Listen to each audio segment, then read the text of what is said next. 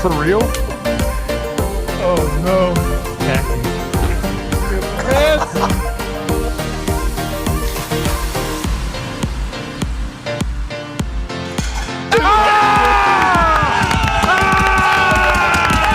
Let's go.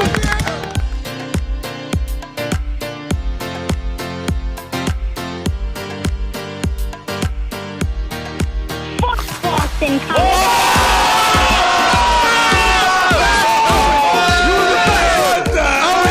State of OH. Today.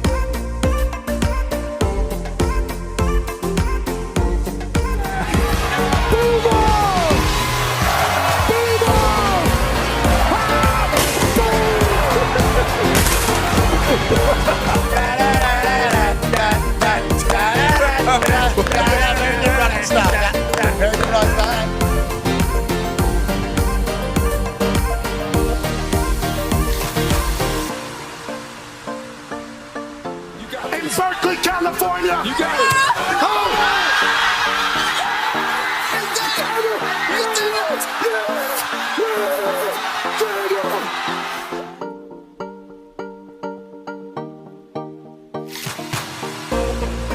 This one's for three. AJ Hawk, $5,000.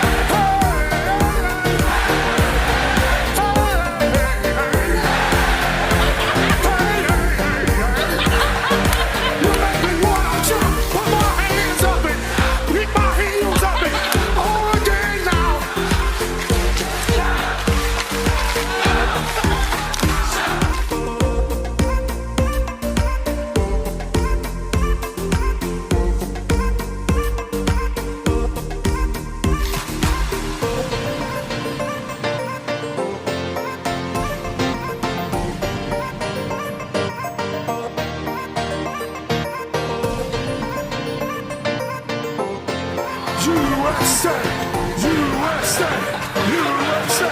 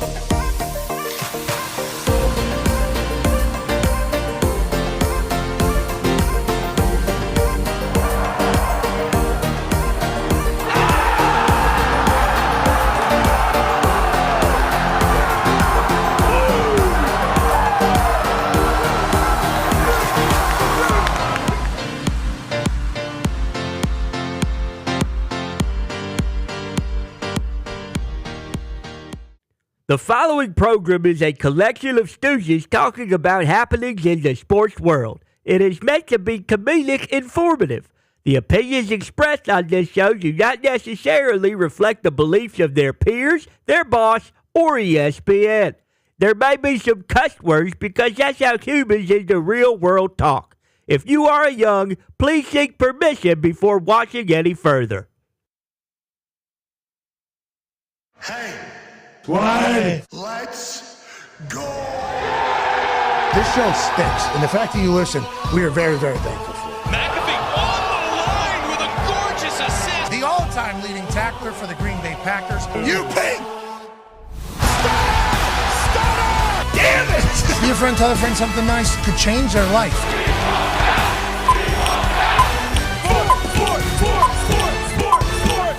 Hello, beautiful people, and welcome to our humble abode, the DraftKings Thunderdome. on just a good sports Wednesday, June 24, 2026. This sports program begins now. Sports are the greatest, and last night the NBA drafted what might be one of the most impactful draft classes of all time last night, as Dahn goes number 1 overall to Washington, and then Darren Peterson out of Kansas goes to the Utah Jazz, and then Duke's Cameron Boozer goes 3. We'll chit-chat about this, obviously, throughout the entirety of the first hour. We'll have Big Perk joining us. He's been on every show chit-chatting about last night. He's obviously batting 1,000 this morning, but I am excited to get former player and pundits' thoughts about why I feel so high about this entire class. I mean, Darius Acuff Jr. there at 7 out of Arkansas. We all, as soon as we saw him play for the first time, let's not act like it was during March Madness in Arkansas. It was on a little bit of a run. SEC play. No, we watched the entire season, run. We saw him the entire year. We watch him and we immediately go, that's an NBA guy. And then it feels like across the board it was like that. And then the NBA front office and general manager said, this draft is pretty deep. This feels like a good draft. Felt like last night was a good celebration of that. Ryan Smith, the owner of the Utah Jazz, will join us in about 10 minutes or so. They make the big decision to draft Darren Peterson, who on the court averaged 20 points a game this last season. Yeah. Has it all. Literally. Has obviously been a NBA guy, probably deemed that since he was probably 9th grade, maybe 10th grade in this entirety. He goes number 2 overall, has to watch Dahn go number 1 overall. And there was a video of him watching from the Fan Fest at Utah. I don't know if you guys saw the clips from last night. Oh, yeah. Pretty sweet. Utah had a fan festival for the number 2 overall pick. First time they've had a top 5 pick in 100 years. Correct. Whatever it is. In Utah, Ryan Smith, more specifically, and the Smith Entertainment Group have brought a lot of professional sports in here to Utah. And what we're realizing is if you build it, they will come. Utah loves their sports teams, loves everything about what they have going on, and they'll show up for each other, it appears. And the Fan Fest was massive for the number 2 overall pick for a draft. I mean, you think this is the biggest I've ever seen a watch-along for a draft pick? Oh, yeah. And Darren Peterson, who potentially was maybe being talked about as a guy that doesn't want to maybe go to Utah, doesn't want to go small, these types of things do happen, especially whenever you're talking about big-time talent and big-time name. Want to go to a big city, obviously, that is normally the thought. This happened with Ace Bailey with the Utah Jazz last year, I believe, and we'll see how he is caught up with it all. And we'll ask Ryan Smith what his thoughts are on Darren Peterson, drafting him number 2 overall. That was a huge deal for them. And the Utah Jazz, and I think their fans included, think like the hard times have kind of maybe ended, and now they're going to go on a run. That's what the draft indicates. So we'll have Perk, we'll have Ryan Smith, then obviously World Cup bonanza is happening right now. Yeah, it is. Mm-hmm. Look around. There's a soccer game happening. That's right. 6 of them happening today. Mm-hmm. Hey, 2 at a time. We got these things. 3 different time slots. How you doing? Keep it moving. Canada, Switzerland, kicking this entire thing off. And then at some point today, you're going to see an ass beating. At some point today, you're going to see a devastating loss. And at some point today, we think you're going to see a tie. No doubt. Yep. Soccer's been swinging a hot bat. Yep. Okay, the stars have been scoring all over the place, including Cristiano Ronaldo, who put 2 in the back of the net. And whenever he was asked about Messi and Mbappe saying, he said, I don't want to talk about others. Talk about me right now. CR7, baby. 6 World Cup, oldest guy to ever score in a World Cup. Thank you so much. How we doing? Let's go ahead and continue this thing. But nonetheless, the stars have all been showing up for us at every single game. Is that right? That's why the World Cup has been so fantastic. Let's go to the Toxic Table at Boston Connor and at Ty Schmidt. The stars have been kind of the wagon that we have latched ourselves upon whenever we're watching this World Cup, which is why I think the World Cup is seeing numbers that it maybe could have never imagined or fathomed, because the names that we know are all doing big-time things. And when we turn on a game, if we know at least one of the names, whether it's from playing FIFA, where, they'll say, Iniesta, you just hear the name, you just kind of understand what it is, you know what's going on. All the stars are showing up for us. Every single one of them thus far has shown up for us in a big way, except for that English guy. Yeah. And I'll tell you what, Harry Kane. More like Harry Kane score a fucking goal. I think you got more than that. I think you got a couple in the chamber. Right? Yeah, I do got a couple, but we'll wait. I'm gonna, unload those over the next 2 hours or so. Okay. We were hanging on to every single step that this guy took on that pitch yesterday. Yeah. I'll tell you what, whenever you're trusting the stars, it's hard not to just follow the stars every single move. We nuked him, man! We all nuked him! We did.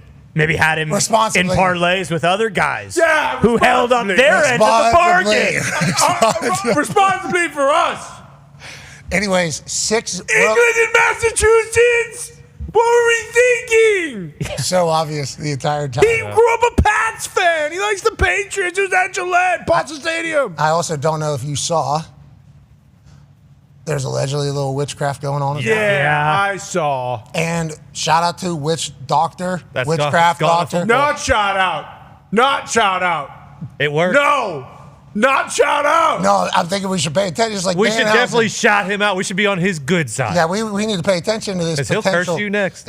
Bingo. So this is a photo that's circulating, a video circulating the internet. This is during the uncursing of Harry Kane. Yeah, Harry's good now. I want to let you know, he just only cursed Harry Kane against Ghana to not score. Didn't wish for injury, didn't wish for anything like that. And then he uncursed him and said he can score the rest of the thing. So maybe we do listen to the potential witchcraft that's happening in this entire thing, and we know he's going to score next time. No, but boy, we can't be putting our emotional stability on this guy again, I don't think. Because yesterday was the most intense I've ever kind of felt in a soccer match while watching this guy kind of maybe put something together for us. We had Mbappe.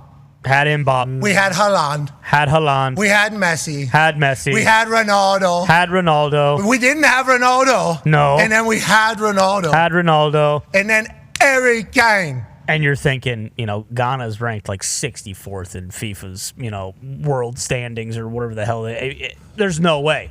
And then he gets just, for the first 85 minutes, he basically just fucking sat on the pitch. Didn't really look like he was, even wanting to be out there. I hear all this stuff about is coming home after how they looked against Croatia. And boy, were they just disinterested from jump yesterday. Ari didn't look like he wanted to be on the pitch. And then he gets an opportunity, and what does he do? I mean, fuck me. Kicks it out of the stadium. Misses a sitter. It was a sit. It was an absolute sit there on the 6. But remember, Messi missed the penalty kick. Then he scored 2. Yeah, he scored 2 more after that. Okay, but Eric Kane might be getting a little bit too comfortable. He's got good tan right now. He does. Yeah. He's got a good tan. Going to baseball Plain and games. simple. Take it easy. That guy Let's relax. All right.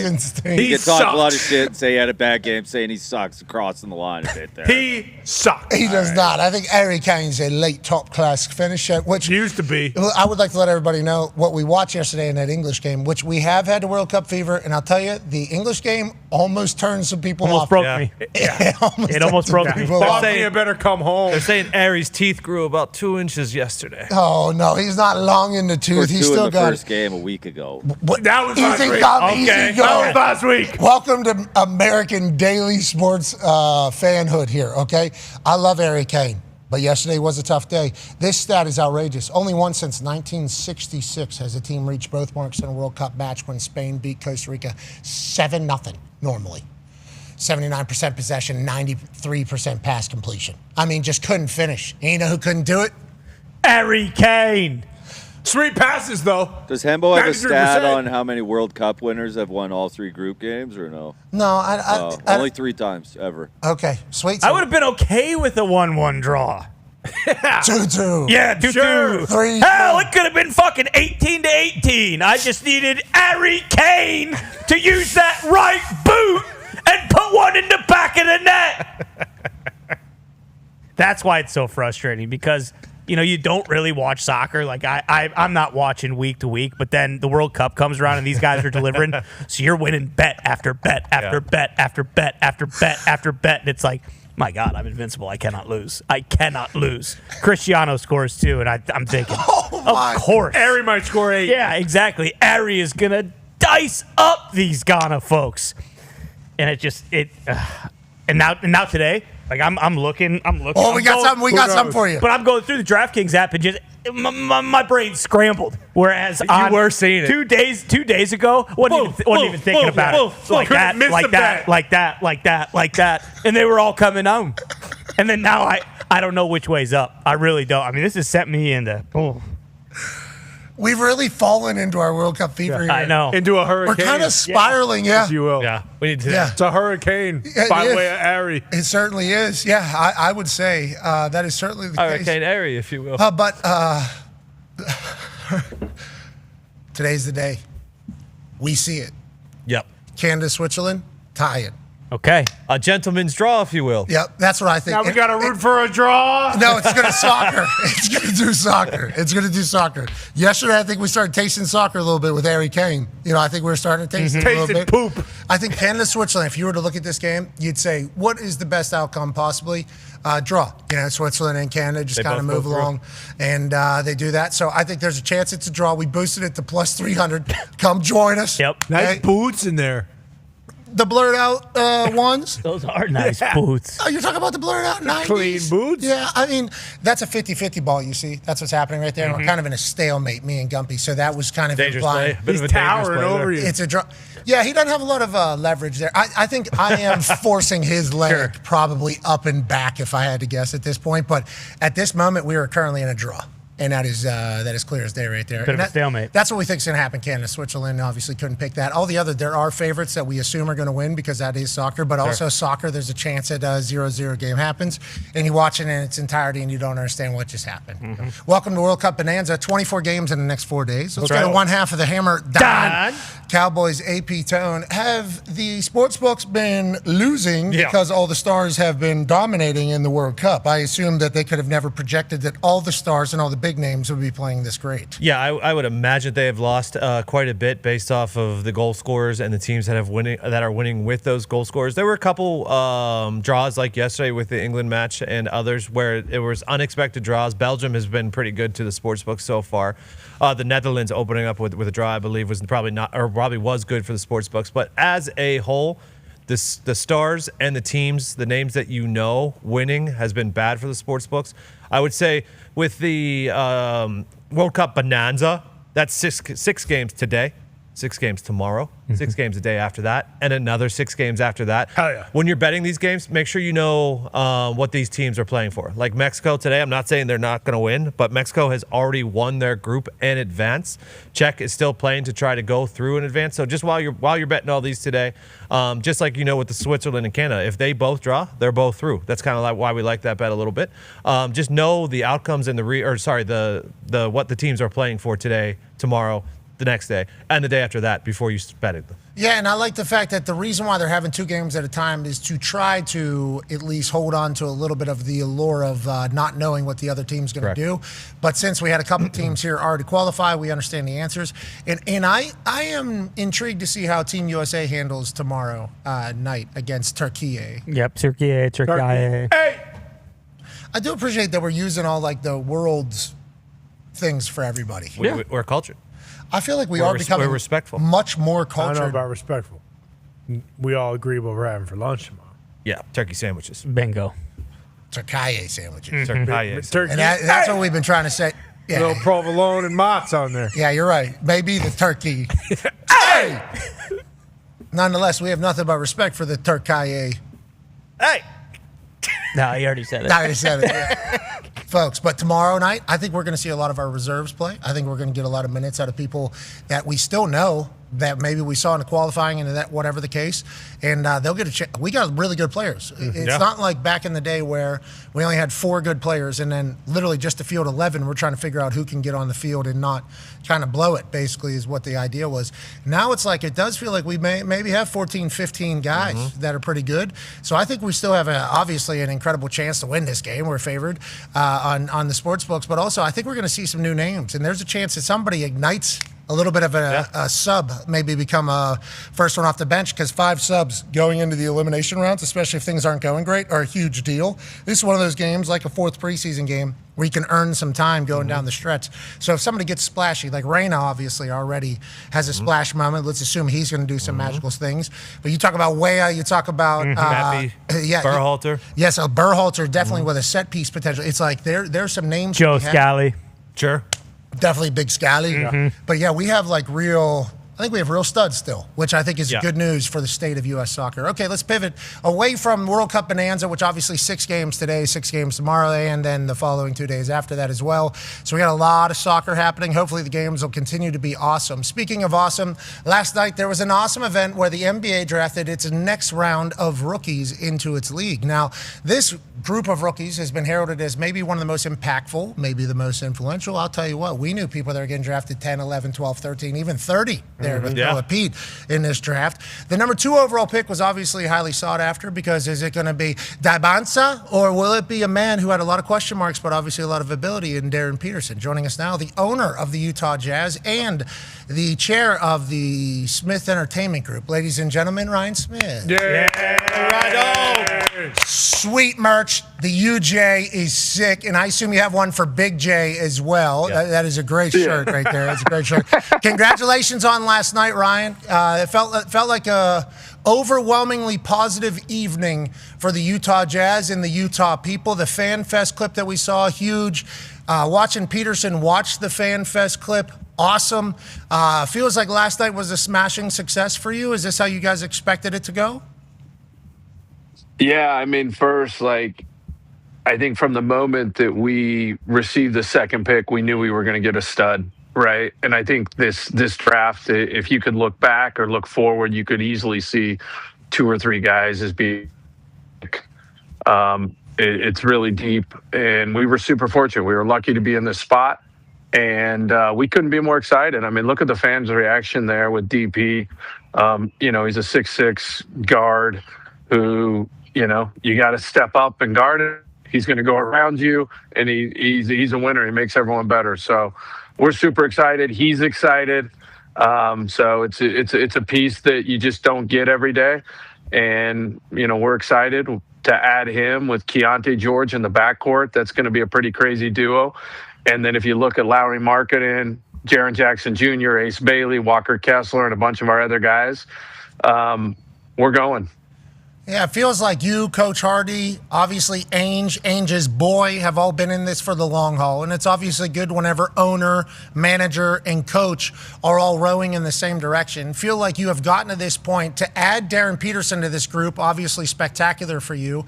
But this wasn't like no pun intended here, a layup of a pick, or was it because of how talented he is? They're seemingly outside looking in, just as we'll call ourselves football idiots that cover sports as a whole. So from a 30,000-foot view, there was some questions about Darren Peterson. Then I'm hearing answers where he's thinking, what would Kobe do in this situation? Then I'm seeing him watch the video of the fans over there, and he's like, I can't wait to get out there. So did you have to decipher through what was real, what wasn't? How'd you guys go through that? And inevitably, what do you think you're getting here with Peterson?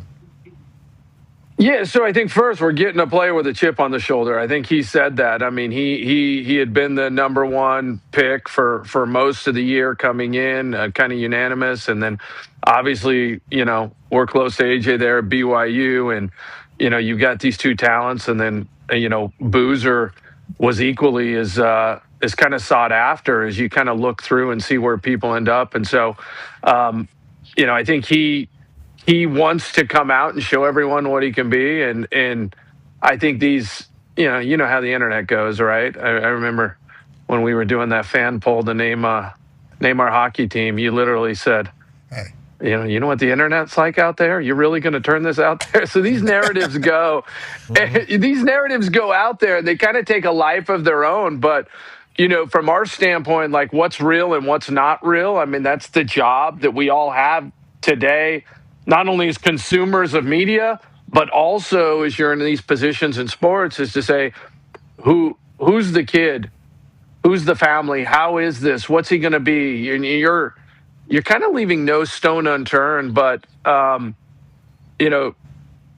our interactions with Darren, look, he wants to be in Utah. He's a beautiful kid. He's mature. And he's ready for the moment. And, he's got that a little bit of that humble confidence that you see in the eye of a lot of these killers who have come before him. And so that's what we like. But he is 19, right? And as we've seen with other 19-year-olds we have that have come in, there's a learning curve. The NBA is real. And our excitement is just what we can do together. And he's a team player. And, we couldn't be more excited. I think Austin, Danny, Will, our whole crew, Avery, we've done a pretty good job. I mean, obviously flew out there last weekend, and came back super pumped on both sides, I think. Okay, I'm excited. He averaged 20 points, more than 20 points a game. Still, with all the conversation that was about him last year at Kansas, he averages 20 points a game. Last year, Ace Bailey, or was it 2 years ago? Yeah, it was last year. Last year, the conversation was like, Ace Bailey doesn't want to go to Utah, Then inevitably he ends up in Utah. How is he doing now? And what have you realized about everything that you've been pitching about Utah to people, which we've gotten to experience? Oh. We go up there, we love it. We almost moved up there, but not just us. Like, obviously, you picked up an entire hockey team from Phoenix and moved them to Utah, so you're selling Utah to, obviously, NBA players having to sell Utah. Like, what do you think has been happening with your teams, your fans, and your players as they've experienced the growth out there? So we have a unique opportunity where it's really Utah and or Jersey, right? So like you look out and we're representing an entire state. We're representing the fastest growing state in the country.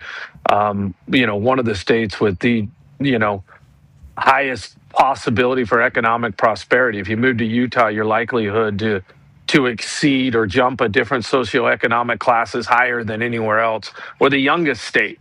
So as you can see out there, I mean, we got a lot of kids. Like, this is how it goes. And so there's a responsibility to go provide a great experience for everyone that comes and kind of wear that stewardship to do that in Utah. And that's what it's about for me and my wife.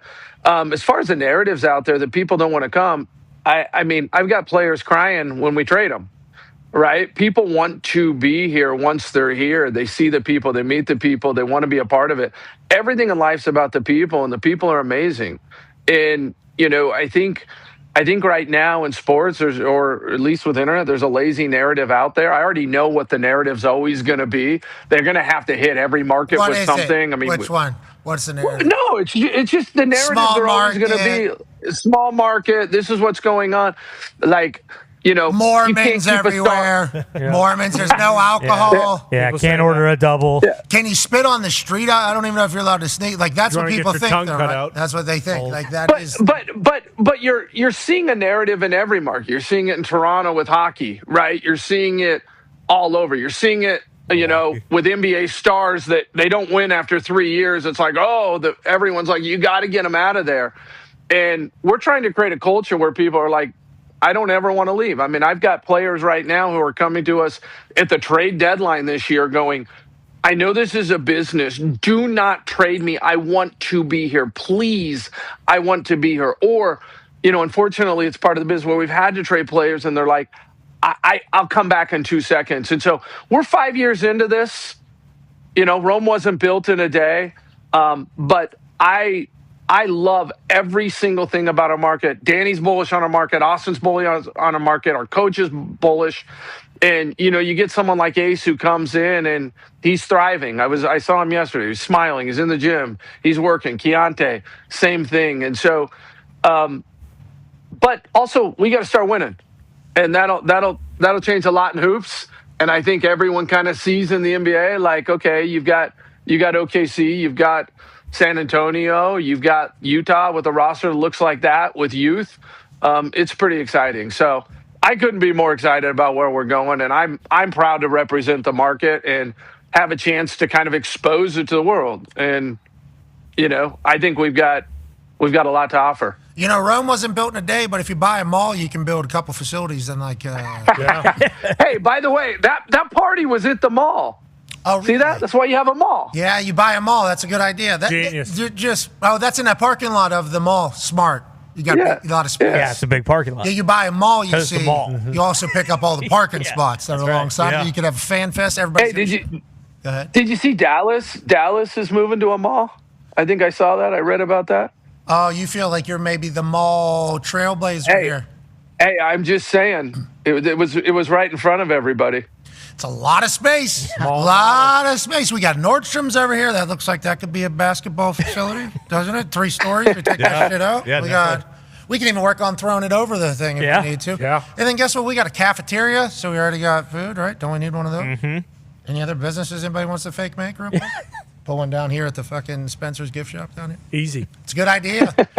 We love Utah, man. Legit. That's why whenever you said what all the narratives are out there, the internet's going to say, we knew them because we thought them. And then we go out there and experience it. It's like, wow, this place is gorgeous. Unreal. Okay, you talk about people getting traded, and obviously that's a part of the business. Also, having a number 2 overall pick is a pretty valuable thing. Go ahead, Con Man. Yeah, Ryan, you mentioned all the great players. You know, Cam Boozer also being highly sought after. We talked about Darius Acuff earlier. He went 7th, and it felt like he was a number 1 overall pick talent. But how many calls did you guys get for that number 2 pick? It feels like that would be something you could get a haul for and still get a good player later on in the draft. Were there teams that are pretty aggressive trying to trade up, or what was that situation? Yeah, absolutely. I mean, people were offering the farm to try to get in the top 3, obviously. You know, and we've been there. I mean, we drafted 5th last year. We drafted 9th and 10th. And, you know, those calls are interesting. People listen and kind of smirk and think, what if? But it's really hard to see that. It was interesting almost from the jump. There was almost just no movement. And there wasn't going to be any movement in the top 4. I think everyone kind of felt like they would be kind of where they are. And but for us, like, you know, you've got a chance to get a generational player that fits in with the team. And, you know, we've done hey, we're trading everything for all the picks for the last couple of years, and we've had those picks, but, you know, it's time to go. So that's kind of how we thought about it. But, you know, whether it's Acuff or wherever, I mean, it was a super deep draft. I mean, if you were drafting 7th, 8th, and 9th, I mean, you were looking at a lot of names and trying to figure out, like, how's this going to go? I think this is going to be one of those drafts going to be super interesting to watch play out because if you were to say, hey, you know, there's 4 all-NBA guys in this draft, like, who are they, right? It's pretty easy to see they're there somewhere, or it could be. Well, good for you guys. It'll be interesting to watch. Hey, good for you guys getting the number 2 overall pick in that particular draft class, right? Because this draft class has been talked about, and obviously it's the last year of the tanking,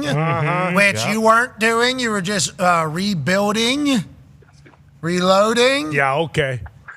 Got fined for that.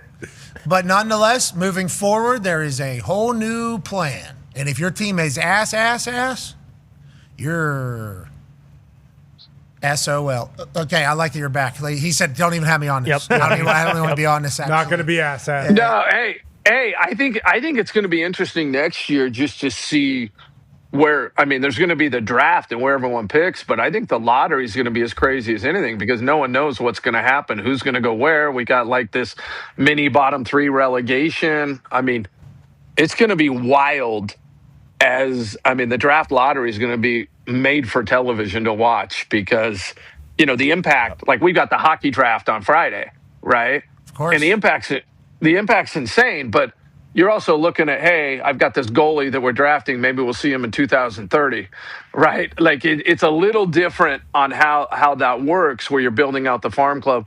You know, the impact of the NBA with these players, that these players can come in and just make an impact right away is super, super unique. I can't wait to watch Peterson cook out there in Utah. You're the man. Congrats and keep going, all right, brother. Boys. Toss up. Yeah, good luck Friday. Toss up, dude. Toss up. All right. Dude. Toss up, all right. dude. Appreciate you, boys. Right, Ryan Smith, ladies and gentlemen. Yeah, Ryan. Toss up, dude. Draft an American. Keep an American here. Toss up, dude. Toss up. Speaking of, are you talking about hockey? Yeah. Got it, yeah. We would like to keep him there so we don't have to trade later like Brady Kachuk. Could have told me that the NHL draft was in 2 months. And I would have been like, wow, we got to start preparing for that. Didn't have a clue. But instead, it's 2 days from now. Friday. Could have told me it already happened. What? Yeah, because McKenna. Connor McKenna. And I would have said, Gavin. yeah. Gavin. The next Connor McDavid. Yeah, he's in Toronto. Sometimes goes by Connor The kid McKenna. from Penn State. Yes. Yes. Who I like, Me too. Big time. by the way. Will love him whenever he's in Penguin. the NHL. Yeah, once he gets out of Toronto. He's getting drafted in Toronto. They got the number 1 overall pick. Yeah, he's going They to won the Toronto. lottery. It's actually- See, I don't like that. It's a huge problem. It should have been the Bruins pick, but Yeah, whatever. well, it should have been the Pens for sure. No. We actually had their pick, but they got to keep the pick because it was in the top 5. Oh, so it was like one of those safe picks that the Indiana Pacers didn't have. Except we actually get their pick in 2 years now. You guys don't get anything. Yeah, but you don't get McKenna. We don't want McKenna. Oh, okay. I think we do, though. Depends. We do. If we could get him, we would like to do that. We got our eyes on this. Let's get back to NBA and the draft that happened last night, because although we didn't maybe pump its tires enough leading up to it, everybody in basketball seemingly said that this is a draft class that's going to be remembered. This is a draft class that's going to, have impact immediately. Joining us now, ladies and gentlemen, is a man who's all over the coverage and obviously friend of the program, former NBA champ, living legend. Ladies and gentlemen, slimmer version. Oh, yeah. Kendrick Perkins. Yeah, Perk! Hey, what's up, Big Perk? What up, fellas? Hey, What's happening? I'm seeing you doing more standing things on TV. You know why I think that is? I think we're trying to showcase the body a little bit more. Light on your feet. I think we're starting to feel a little bit. I think we are starting to look in the mirror a little bit and saying, you know what, maybe I do need to stand up a little bit, maybe let these hogs kind of dance a little bit. It feels like you've been moving. You look good, Perk. You look good. Well, sometimes like the side view of me standing, I look extra skinny. When I sit down a little bit, you kind of look like bobbled up a little bit, you know what I'm saying? So I want to stretch out, you know what I mean? I want to stretch out. I want to feel good. Yeah, but I think you should feel good because you're starting to look in shape, and now you're general manager at Jacksonville State? Yeah. Is that happening? That's real? Are you still doing TV? Can you tell me more about this? Because if we lost you from television, I'm very bummed out, but excited for them. And if you're full-time doing this, I'm excited for Hoops as a whole. We'll miss you on television. Well, number one, I'm not going anywhere when it comes to doing television. Okay, all right. Okay. Hell yeah. Let me get that clear. Okay. Right? But I am part of the Jackson State family, okay? And it's not me being on a paid salary. No. I'm volunteering my services to pour back and give back to the younger generation. This is what this is all about. This is about me giving back. This is something that I'm doing outside of what I love to do at ESPN. So let's clear that up. But it is something that I'm very proud of to add to my resume. I think overall to my brand, I think it's great not only for me, but I think it's great for everybody that I'm associated with. Anytime you can give back and be a role model to the youth and to the up and coming generation, I don't know anybody that could frown upon that. No, I don't think anybody can frown upon it. I'm excited you're spending time of your life giving back to the game. I hope you do well, because we saw Woj do this. Yeah. Yep, but that's a different role. I'm not going anywhere. ESPN, I'm full time here. Pat, you know what I'm saying? Like I told our bosses yesterday. The only way I'm leaving ESPN is y'all gonna have to kick me out of here. Well, I'm happy to hear that. They might if Jackson State stinks. Yeah, because what if they suck? What you mean? Jackson State, what if they suck?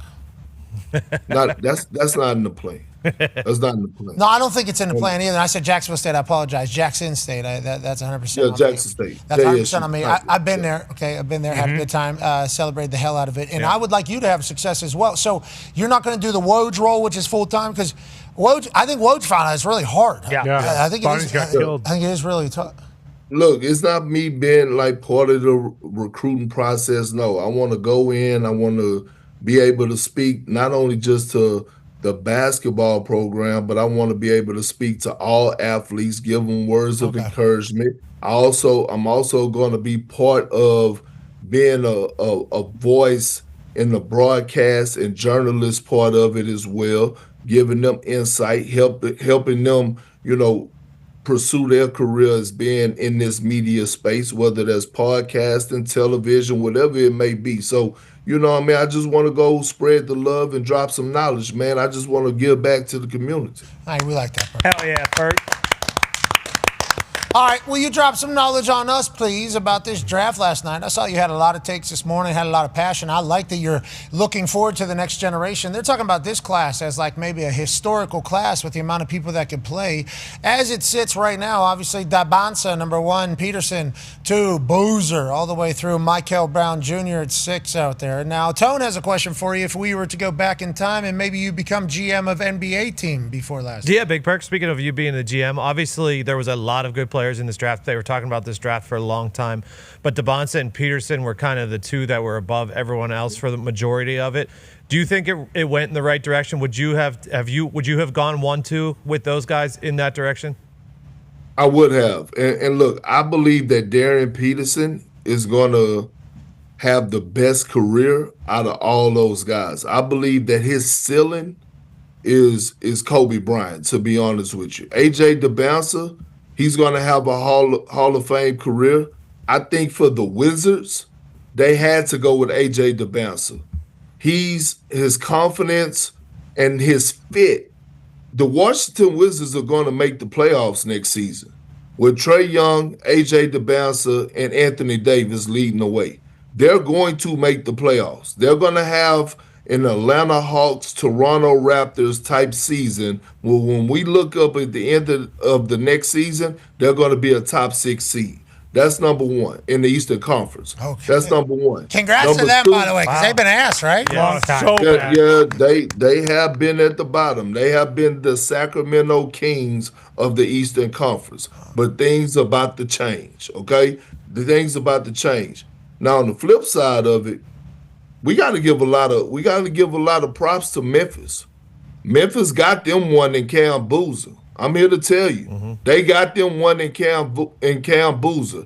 Cam Boozer in any other draft would have probably been the number 1 pick. Matter of fact, he said last night, basically, I had him on the call and I interviewed him. He said he basically kind of felt disrespected in the way that he wasn't considered the number 1 pick.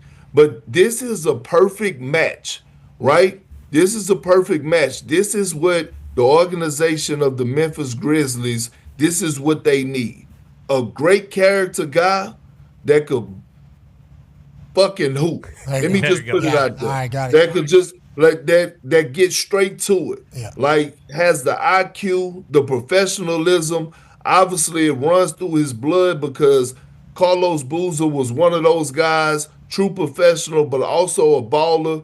Cam Boozer is going to have a major impact, not only just on between the lines, but his leadership. And that's what the Memphis Grizzlies has been missing over the last 3 or 4 years. A true franchise player that's going to be a leader as well and embrace that franchise and that city and take them to the heights that they're trying to go. Not everybody's supposed to be in that role, Not everybody was born to be placed into that role. Maybe that'll be the thing that kind of uplifts the entire Grizzlies squad down there in Memphis. I remember it was a Powerade commercial, wasn't it? Yeah. That was the last time it was really the Memphis Grizzlies story. Yeah. Had shoes on the way. Yeah, shoes were right around the corner.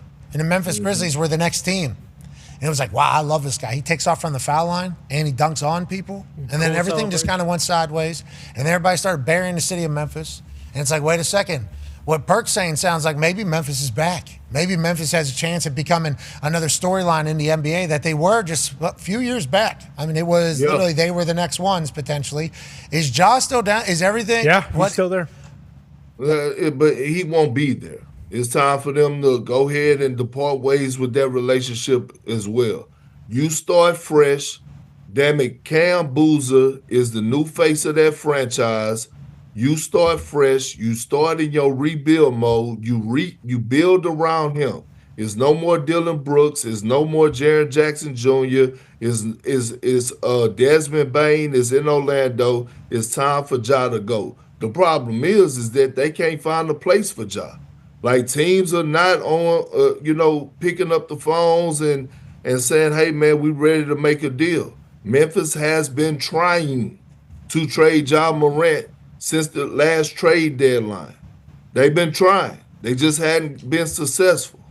I don't know how much of this is breaking news, so please allow me to take this as Ja Morant as a Pacer would be sick. I don't know how much you're paying him, but him as a Pacer would be awesome. Yeah. That'd be spectacular. I don't know if it fits in there. But I'm intrigued to see where Ja Morant goes, because if he becomes like third option, fourth option for a team, he is. It's unbelievable. You know what? If you're the Miami Heat, you just got Giannis. How about you roll the ball and take a gamble? Ja in Miami would be awesome. Yeah, I don't know. That would be awesome. That'll work. Especially because, let's go, buy in. Look, they call Pat Riley the GOAT for a reason. You know what I mean? Pat Riley not just, in the office of the Miami Heat, Pat Riley keeps his ears to the streets in Miami as well. Nothing goes on around Miami that Pat Riley don't know about. And when you talk about that Heat culture is different. The accountability level is different. Udonis Haslam, the cap, he's down there, born and raised from that area. There's nothing that you could do outside of the Heat organization, whether you trying to wiggle your toes in the sand, whether you trying to go take a walk on the beach and you ankle high in the water. Hey, listen, nothing goes on. Whether it's the club or whatever, they're going to know about it. John Morant needs a change of scenery. John Morant needs structure. That structure could be the Miami Heat with Bam Adebayo and Giannis Antetokounmpo. I don't think he's going to be scoring 83 again, but I do respect the fact that Giannis and Bam as two massive giants in the middle, and then add Ja in there, who will also come. I mean, that's a potential triple tower in the middle there. Yeah. You know, with UD the needs entire. to take Ja under his wing if that. Yeah, UD would be great. Miami would be a lot, but they've had success in the past, and they don't. There's no chocolate chip cookies on those flights. No, not there's anymore. not. So we know how locked in that is. Yeah. We know how locked in that entire situation is. Okay, let's talk about situations in the East, not just the Miami Heat. I don't know how much of that was breaking news or if everybody already knows that in the basketball world. I like everything you just said, though. I like if John Morant's on the move. I like if that's happening. I love John Morant's basketball ability. Oh, yeah. Everybody. I like, remember, he even did. Entertaining. They did the, remember, he couldn't do the shooting for a three anymore, even though that is a shot. Okay, couldn't do it anymore, so he actually did a grenade as an answer. blew up people. Love it. No, didn't. It was Not actual, but they reacted like part of it. Yeah, but yeah, It's just time. It's just time. And I'm a John Morant fan. I just think it's time for a change of scenery.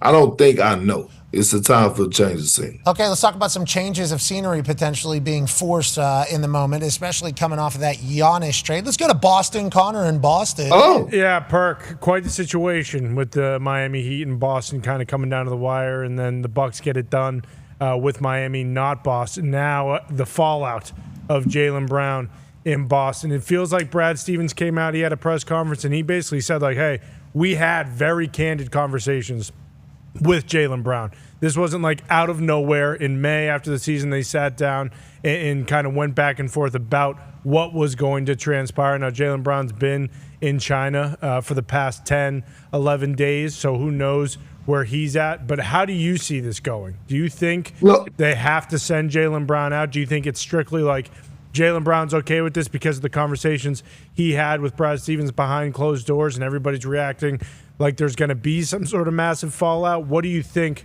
kind of the next 2 weeks look for Boston? Do you think he's on the move for sure? Do you think even like a Memphis for Ja Morant and some other things would be possible? What do you see happening here? Well, Connor, I want to ask you, what do you see happening? Huh? What do you see happening, this Connor? morning, This morning, Pat asked me the same thing. I think it's 60-40. I think 60% he stays. I don't think there's going to be an offer on the table that helps Boston as much. I see your reaction to the left, so I don't know what you're thinking. Clearly the opposite, but I feel good about Jaylen Brown being in Boston if he feels good about it. But if he doesn't want to be there, then yeah, I think it's inevitable that he gets moved. Connor, I got real love for you. You're my friend. But let me ask you something. You too, Perk. Why should he want to be in Boston? Best chance. Why should he want to be in Boston? Best chance to win I'm asking. Best chance to win a title. No. They've tried to trade Jaylen Brown twice over the last 3 years. And they won a title after the first time they tried to trade him, so it's not like it completely ruined him. No. But this time, to me, is no coming back from this. Okay. Like Jaylen Brown just had the best season of his career in the regular season. He finished top 5 in the MVP conversation. And all of a sudden, his name is thrown in another trade rumor. And if I'm Jaylen Brown, I feel disrespected. See, Brad Stevens, let me say this. Brad Stevens dropped the ball. Because number one, if you're going to pursue Giannis Antetokounmpo and you're going to jump off the porch and make Jaylen Brown available, there's no way in hell you should lose that deal to the Miami Heat. You got to get that deal done. because now you're to this point. Number two, if you do lose the deal and don't get Giannis, what is your backup plan? Your backup plan couldn't say we're going to sit up here and have an uncomfortable conversation. No, it's past that. The trust is broken. This giving me Usher vibes. You got to send the papers. Oh man! I need you to sign the divorce papers. Burnt too. It's time for this relationship to end, because guess what? It's not going to be the same come training camp. Jaylen Brown is nowhere in hell. Human nature is not going to allow you to have the same energy, right? And if you're Jason Tatum, do you want to deal with the same energy? If you any of those guys in the locker room, do you want to walk into training camp dealing with any type of friction or animosity, knowing that they tried to trade them, not knowing what version or what type of attitude you're going to get from Jaylen Brown? And rightfully so. Jaylen Brown should want out. Brad Stevens has to find something to get him to a destination for him. I would call the Clippers. I know the Clippers are under investigation right now, but damn it, when it's all said and done, I would try to see how to get a Kawhi Leonard. You have to do something. You got to trade him at this point. Everything that Connor was saying to you, he kind of had prepared and ready, because I was asking the same questions. Just like it had happened before where it was publicly known that Jaylen Brown was trade bait or was offered up for a trade, and they had success then. Since then, though, he's won a title. He's become an MVP. He's obviously a much different guy. And I said, whenever we brought up to LeBron James saying that if they were standing on the baseline alongside the other grades, he's picking himself and everybody else is picking him too. And then we had Carmelo Anthony on. Carmelo Anthony said, I'm picking myself too. What are we talking about? We're not even doing any of that type of stuff. So I think Jaylen Brown now is at a point where he views himself as, like Richard Jefferson said yesterday, which was awesome. I appreciate what Richard Jefferson said. Richard Jefferson said, like, hey, this is Giannis. Okay, like Jaylen kind of has to understand there's only like one Giannis out here. It's a different position, and hopefully Jaylen understands that it's a business, and inevitably something like this is going to happen. This was to Giannis who was saying that, but it's like we understand that in theory that makes sense. But like Jaylen Brown, I don't know how he necessarily is going to, like, hey, this is for Giannis. He's like, yeah, I'm fucked. We won more. That'd be very rightful for him to feel that way, especially with how basketball players like kind of have to feel. But if he was to just buy in and be cool with the Celtics again, that'd be a phenomenal style of leadership. If they were able to, Missoula was able to pull that off, which I think, right? They had no business being as good as they did last year, which is in part to Jaylen Brown. But again, when you lose in the first round, but that is the other thing, like having Joe Missoula and acting like Brad Stevens and Jaylen Brown don't have a relationship of both coach and player, because he drafted him, right? Perk, he was the head coach when Jaylen Brown got drafted there, was part of his development. So, like, none of us know what that conversation was behind closed doors, but you would assume since it happened once, maybe the second time he's also okay with it. But, I have Well, I mean, Danny Ainge actually the one that drafted Jaylen Brown. Danny Ainge is not there anymore. My thing is, and Richard Jefferson is my brother. We have a podcast together. He gets on my nerves, I get on his nerves, but we got real love for each other. And he's absolutely right. It is Giannis. But in Jaylen Brown's mind, he's saying, I'm Jaylen Brown. Mm-hmm. We've heard Jaylen Brown say he feels like he's the best player in the world. And he should have that type of confidence. So the same way we feeling like, hey, this is Giannis, one of the most dominant players to ever play the game of basketball, a top 5 greatest power forward of all time. Jaylen Brown is saying, I feel like I'm the best player in the league right now. He feels that way. And rightfully so. He had a career year. I believe that he's one of the better two-way players in the game. Again, I voted him top 5 in my MVP votes. But I just don't see, again, time and time again, because it's a combination of a lot of things, right? It's one that Brad Stevens tried to trade him, but it's another that, Jaylen Brown has been very vocal on his live streams. Within 24 hours I had it with that. of, him blowing a 3-1 lead as the leader, he goes on his live stream and he says, hey, this was the best year of my career. my favorite season of my career. Why Jason Tatum sidelined with an Achilles injury? You know what I mean? And I still haven't seen Jason Tatum on the live stream. Pat, that's like me and you trying to fake it. That's like me and you trying to fake it. Y'all want to have a real conversation? Let's have a real conversation. Okay. That's like me and you trying to fake it. Okay. I can't sit up here and say, oh yeah, man, Pat McAfee, that's my boy. And you can't sit up here and say, Perk is my guy. And you never see me on your show.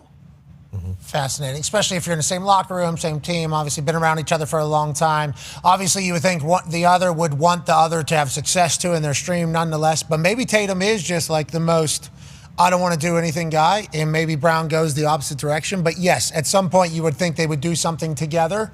And the comments about it being his favorite year pissed Connor off. I mean, Connor pissed everybody off. Pissed everybody off. And when you were talking about the live stream right there, I don't know if you heard Connor in the middle of you speaking goes, "I'm about sick of that," and then you go, "Everybody would like to see those stop." Yeah. That's real. That is how Celtics fans feel. It gets so loud. Like, and that is the other thing where it's like he is so good too, but that's the other part of Giannis that was so appealing. Like, you don't see anything from Giannis outside of Shams. Outside just of him and Shams battling. Just him and Shams battling, and that's why, like, Perk, you just said all of it. Like, he might be a top 5 greatest power forward of all time.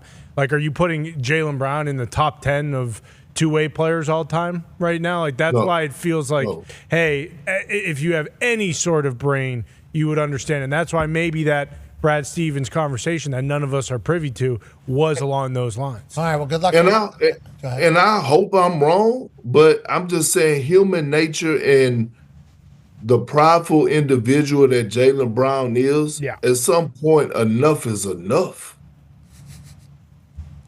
Yeah. Enough is enough. Man. Send him to the Kings. We'll take 8 cuff and some bonus. Okay, you want 8 cuff immediately. Yeah. Give us the number 7 overall pick. You go ahead and send that our way. You get this guy who's a top 5 player in the league. You heard it. Perk voted for him. Yeah. He has a vote. People get pissed off whenever he publicly talks about his votes. But, hey, that's part of having votes. I think Tone understands that from the NFL standpoint. Speaking of, having a vote, there's a man that had a lot of power at Michigan.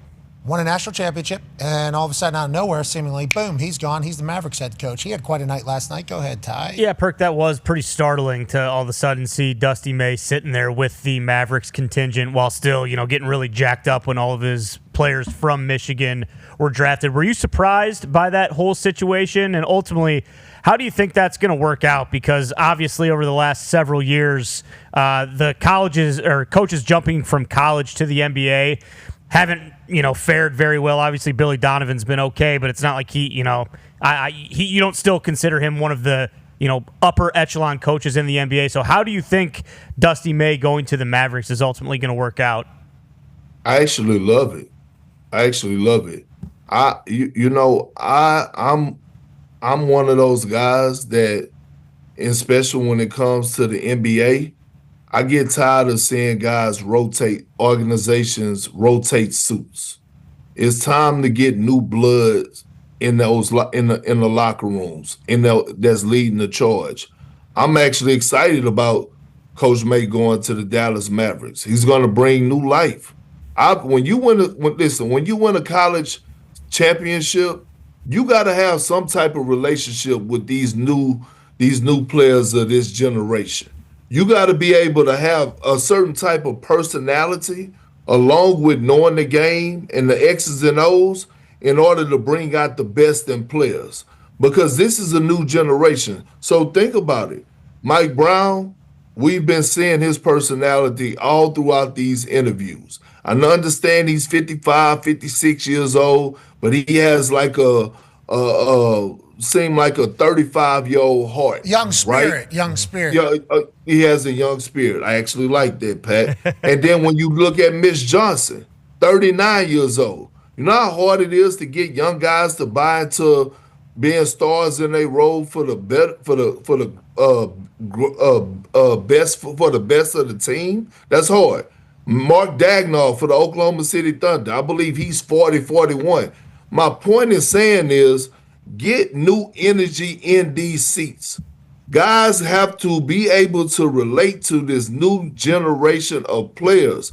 I actually love the hire. I love the draft picks. that the Mavs made, I like all across the board. So again, I'm excited to see what he's gonna do.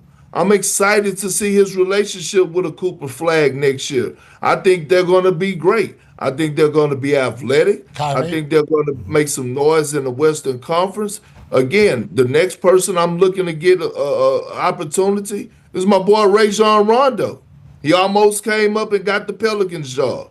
But I feel like he needs an opportunity as well. Look how great J.J. Redick is doing over there with the Los Angeles Lakers. And Rondo's kid. Look how great Rondo's kid's doing. Pierre. Yeah, I think he's a pretty good coach. He's got an 8th grader playing varsity, and he's averaging a triple-double or whatever. Hopefully Rondo will get the gig. I like the new blood in there. Kyrie Irving, is he not on the Mavericks next year, or is he on the Mavericks? He is, but I don't expect him to be on the Mavericks come trade deadline. I expect somebody to go out there and pursue Kyrie. I expect the Minnesota or Detroit Pistons to get aggressive. Oh, really? Minnesota has no choice. Like, look, they're gonna rock with Jay McDaniels and Nas Reed, and I'm a fan of both of those guys. But if you're trying to move the needle, if you want to make up for having arguably the worst trade in NBA history by trading away Karl Anthony Towns, if you want to stop the bleeding, meaning former number 1 picks leaving your organization and going winning championships elsewhere, Towns, Kevin Garnett, Andrew Wiggins, a lottery pick in Kevin Love, if you want to make sure you keep Anthony Edwards, you're going to have to bring some more firepower into that organization in order to compete with the Spurs and the Oklahoma City Thunder. I think Connor's saying Jaylen Brown there. Yeah, isn't that one of the teams they think Jaylen Brown, maybe even Derek White would be moved to, would be Minnesota for some of those guys you just mentioned? But here's the thing. I strongly believe Minnesota has so much belief that I think Jaden McDaniels is untouchable at this point. Real talk. That's how much belief the organization has in Jaden McDaniels. And in order to get Jaylen Brown, they would have to give up Jaden McDaniels. Yeah. And Anthony Edwards, that's not going to happen. Yeah, well, unless the Pacers want to get involved, we get Anthony Edwards, McDaniels. No, they already screwed up, so they can't make any more Yeah, trades. but the pick will do the pick. We'll do it all. We appreciate the fact that the NBA is still cooking, and I don't know how much news you broke there or just informed me of. There's a lot of shit happening in the NBA. Sounds like it's cooking. Anytime we're cooking, we're in the kitchen with who? Kendrick Perkins. We appreciate you, ladies and gentlemen. We definitely go whip it up. Yeah, definitely. Seems like you did there. We'll see you. All right, next hour we got Gorilla. We got Bryce Terang. Star. Can't wait for it. Be a friend, tell a friend something nice might change your life. You know what? I think there's only one thing left to do here. I've experienced cafecito time. I've experienced the wonderful culture. I've experienced the beautiful people, and I think we got some canes over here. We got some canes over here. We got some canes over here.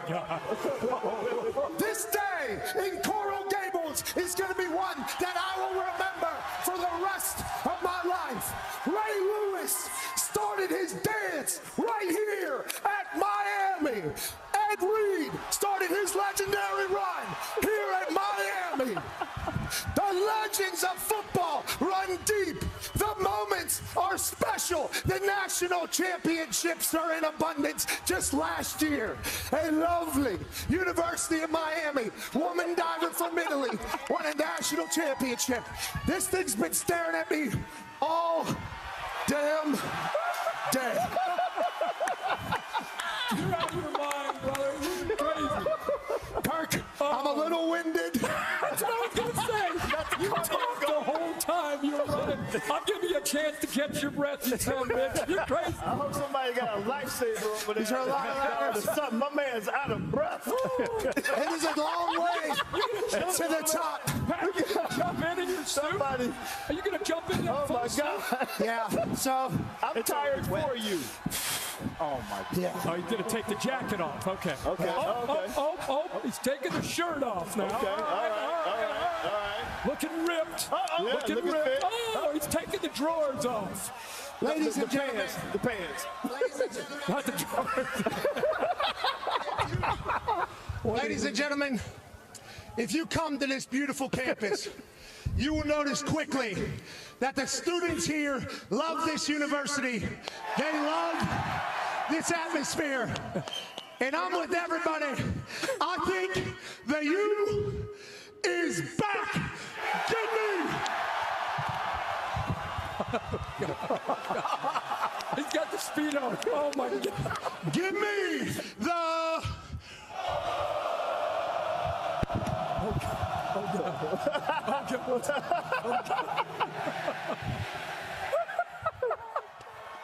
Canes, baby. Here it goes. Oh God. Here it goes. Feet together. Feet together. I think that was the lead so for the Pacer. And he's got the U. Flashing it out. Oh my God. McAfee with the refreshing plunge. Miami and Florida tonight. The following program is a collection of stooges talking about happenings in the sports world. It is meant to be comedic informative. The opinions expressed on this show do not necessarily reflect the beliefs of their peers, their boss, or ESPN. There may be some cuss words because that's how humans in the real world talk. If you are young, please seek permission before watching any further. Hey, Why? let's go. This show stinks. And the fact that you listen, we are very, very thankful for it. McAfee on the line with a gorgeous assist. The all-time leading tackler for the Green Bay Packers. You pink. Damn it! Be a friend, tell a friend something nice could change their life.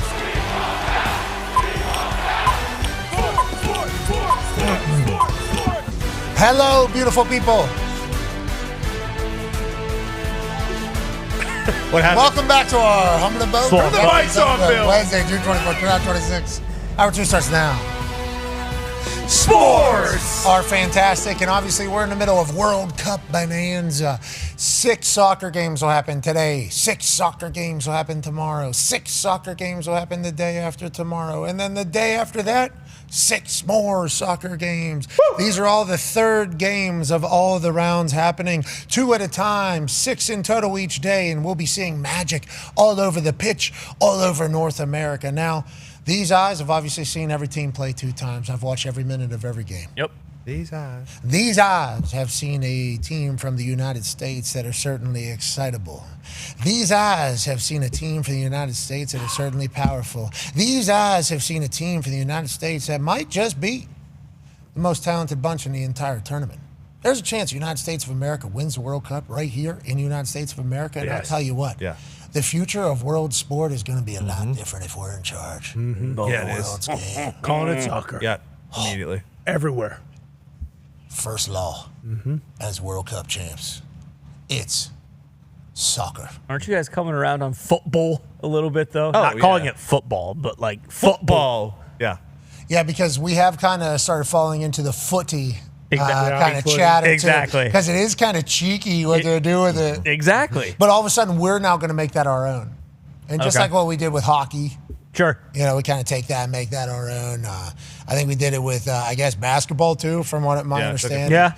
Took that from Canada as well. I think that's horseshit, but sure. They said Naismith's a Canadian. And I'll tell you, that was crazy. That's good news for today, though, because speaking of soccer. Kansas. That's where he invented the game of basketball, I thought. So he was breathing American air whenever he did it? He may be a Canadian lad, but on American soil. He had his toes 10 toes deep in American soil. Yeah, but they would say that the blood that was running through the man that did that was Canadian. Is that what they're saying? No, he had a transfusion, I believe, that year. Yeah, like Icarus. Oh, he took it all out, put it all back in as American. Yeah. Kind of baptized the blood. Exactly. Talks table at Boston Connor, at Ty Schmidt, one half of the hammer. Dahn. Cowboys AP Tone on top of it for all of you. We're thankful that we get to be the ones that do this for everybody that watches us, to trust us to talk about sport. Just know this, the World Cup's been delivering. Soccer's been fantastic. And the stars have been showing up and showing out. Just yesterday, Cristiano Ronaldo gets on the board. He puts 2 in the back of the net in a 5-0 win for Portugal. If you do recall, Cristiano Ronaldo was the only star in the first batch of games not to get on the board, actually. Everybody's calling him old in the tooth, which he certainly is. He's the oldest player in the World Cup. And yesterday, he notched 2 goals and obviously showed us showcase Ronaldo. Now, Andres Cantor, who's commentator for Telemundo, who is of Argentinian descent but is a voice of soccer for a lot of people. He said, Cristiano Ronaldo, hell of a player. Portugal, good team. But how do you judge quarterbacks that have never won a Super Bowl? So you just tell me, basically, is what he said. Is the pressure on Cristiano Ronaldo to win a World Cup with Portugal at this stage of his career? Is Cristiano Ronaldo going to put the team on his back as he stands there like this and looks super cool and take Portugal all the way to a World Cup gold medal cup thing? Yeah. Probably The answer is yes. I hope not, because that means America would lose. And I take America every time. That's a good point. He's You're right. I'll tell you what, you know what else I've experienced? Everybody in America, messy people. See, we talked about this a little bit ago too. Like when I was in high school, I was a diehard CR7 guy. Same. So much. And I don't know what happened at some. Maybe by osmosis, some of it has to do with Lou Messi is an American now. He plays in the MLS. He's in our backyard. That could, but I don't know when that change happened. I really don't, but it has happened. He sells out our stadiums all the time. I think that is why America has been like, you know what? Actually, that little guy. I like this Lou guy. Isn't he? One chose Miami, one chose Saudi. That's kind of how it happened. Yeah, Cristiano's kind of done it to himself. Like one of the things I feel like I've learned during the World Cup is you don't bet on a guy who's got a witch curse on him. Well said. And that's smart. Cristiano Ronaldo kind of selfish. That's just how it feels from the outside. Really? Looking in. Yeah, the whole side. He's a pure striker. That's how they are. Messi's just different gravy. He does everything the right way. Exactly. He scores. He goes, I'm good. Walks it off. Like there's just no bullshit. He just does his thing. He's all ball all the time. He's great. Different gravy, you said? Different gravy, yeah. Yeah. Top drawer, top bins. Cristiano ain't sharing his gravy. A lot of people are saying it's. No, I'm not going to do that. Joining us now, thank God. Good for you, dude. Look at us. We did not need to have that conversation again. Thank God. I'm very happy about that. Joining us now, soccer expert, 4-time intramural soccer champ at The Ohio State University. Wow. Where he was a college football national champion, a Super Bowl champion, and a Ryder Cup winner. Ladies and gentlemen, AJ Hawk is here. And a baby. Congratulations on the intramural gold medals. We appreciate the fact you played goalie and striker at the same time. You're all over the pitch. We appreciate that. Soccer fever has certainly taken over, and Harry Kane broke our hearts yesterday, AJ Hawk. Yeah, he did. I know Conman is really still battling back from that, but I need to get back. So Canada, Switzerland, we are rooting for a draw. That is what we're doing. Yeah. We want to draw. Oi. Oi. Oi. We want to draw. Oi. Oi. Oi. That's what we're looking for. If you're 21 plus and are willing to pledge that you will gamble responsibly and not like an asshole. Pledge that you will gamble responsibly. I pledge. Thank you for doing that. To the crown. Wow. Of the DraftKings of America. And to the bets for which they stand. One sports book. Under responsibly. Under responsibly, under God. With responsibility and liberty for all. And justice. Amen. Amen. Well done. Okay. Join us. Canada, Switzerland, draw. Every other game seems to have a pretty heavy favorite. Every other game has seemingly a pretty heavy favorite. And, yesterday, star-studded. Day before that, star-studded. This one, maybe not as many big names that are potentially playing, but Canada, Switzerland feels like it could be a draw. So soccer has to soccer at some point, and we assume that's going to happen. Harry Kane introduced us to soccer again a little bit yesterday. Heartbreaking situations where he misses goals. Joining us now is a man who's been walking us through this entire World Cup, which we appreciate him for. And we got information yesterday from the men's national team camp that they did hear this man stirring up some shit with an entire continent. Ladies and gentlemen, from CBS Sports Golazo coverage of soccer, international soccer star, Michael Garella. Yeah, Garella. What's up, boys?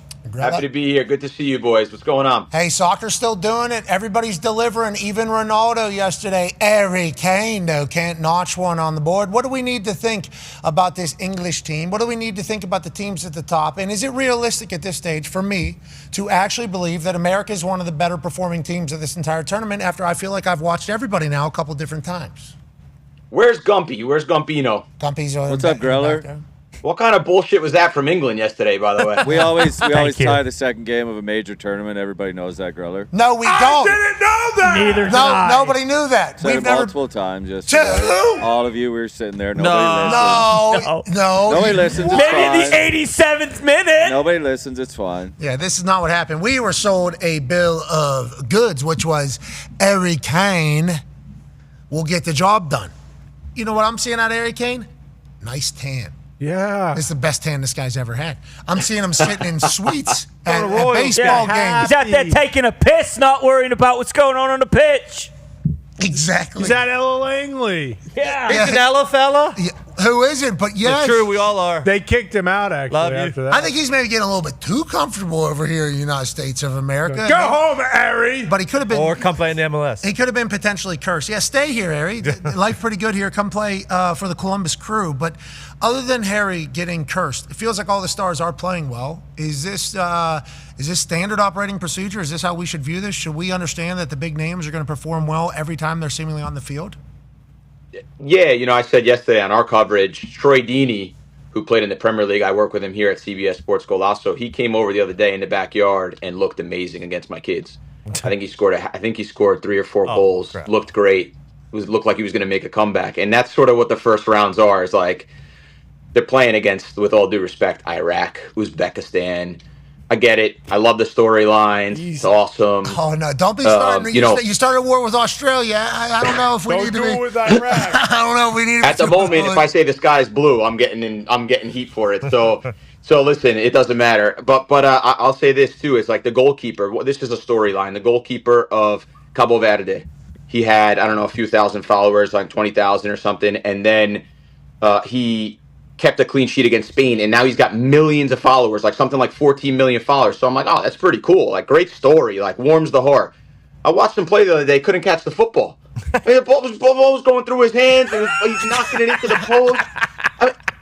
So it's like, I get it. But now it's like the appetizer's over. I'm ready for the knockout stage. I want to see the big boys. I want to see some real matchups. Ronaldo scored against Uzbekistan yesterday. There's a point in the game. I got a little heat for Ronaldo take yesterday too. So I might as well stay there while I'm there. Ronaldo, Pat, you know this because you played the game at a high level. Ronaldo in the second goal, right? Mendes scores the second goal from a free kick, which is a great free kick. The goalkeeper doesn't get it. It's against Uzbekistan, fine. Ronaldo goes to the crowd and goes to his teammates and starts going like this and starts going, you thought I was going to shoot it. It was his idea. And I tricked you. And I'm a big part of why he was able to score the second goal against Uzbekistan. Yeah. So it's like, I get it. He wants to score goals. He wants to be part of it. He wants to win. He's a serial winner for sure. But he doesn't have that sort of style factor that Messi has and some of these other guys. So we'll see. He's 41 years old. You got to take it with a grain of salt. We'll see as the tournament progresses. I think Portugal has a better team than Argentina. But I think the fact that Argentina has Messi makes them a higher up in the books, a higher up favorite in the tournament. So we'll see as the tournament goes on. Still waiting for these big matchups, though. Okay, so game 3s are happening right now. Match day 3, yeah. Yeah, match day 3. There's 6 games today, and then obviously 24 over the next 4 days. So you can do the math on how many per day. The same, obviously. But you're saying that a lot of these teams are ass. Well, then how come Italy didn't get in? I thought it was hard to get into the World Cup. How do we got shite teams? Mega ass. Mega ass, he's saying.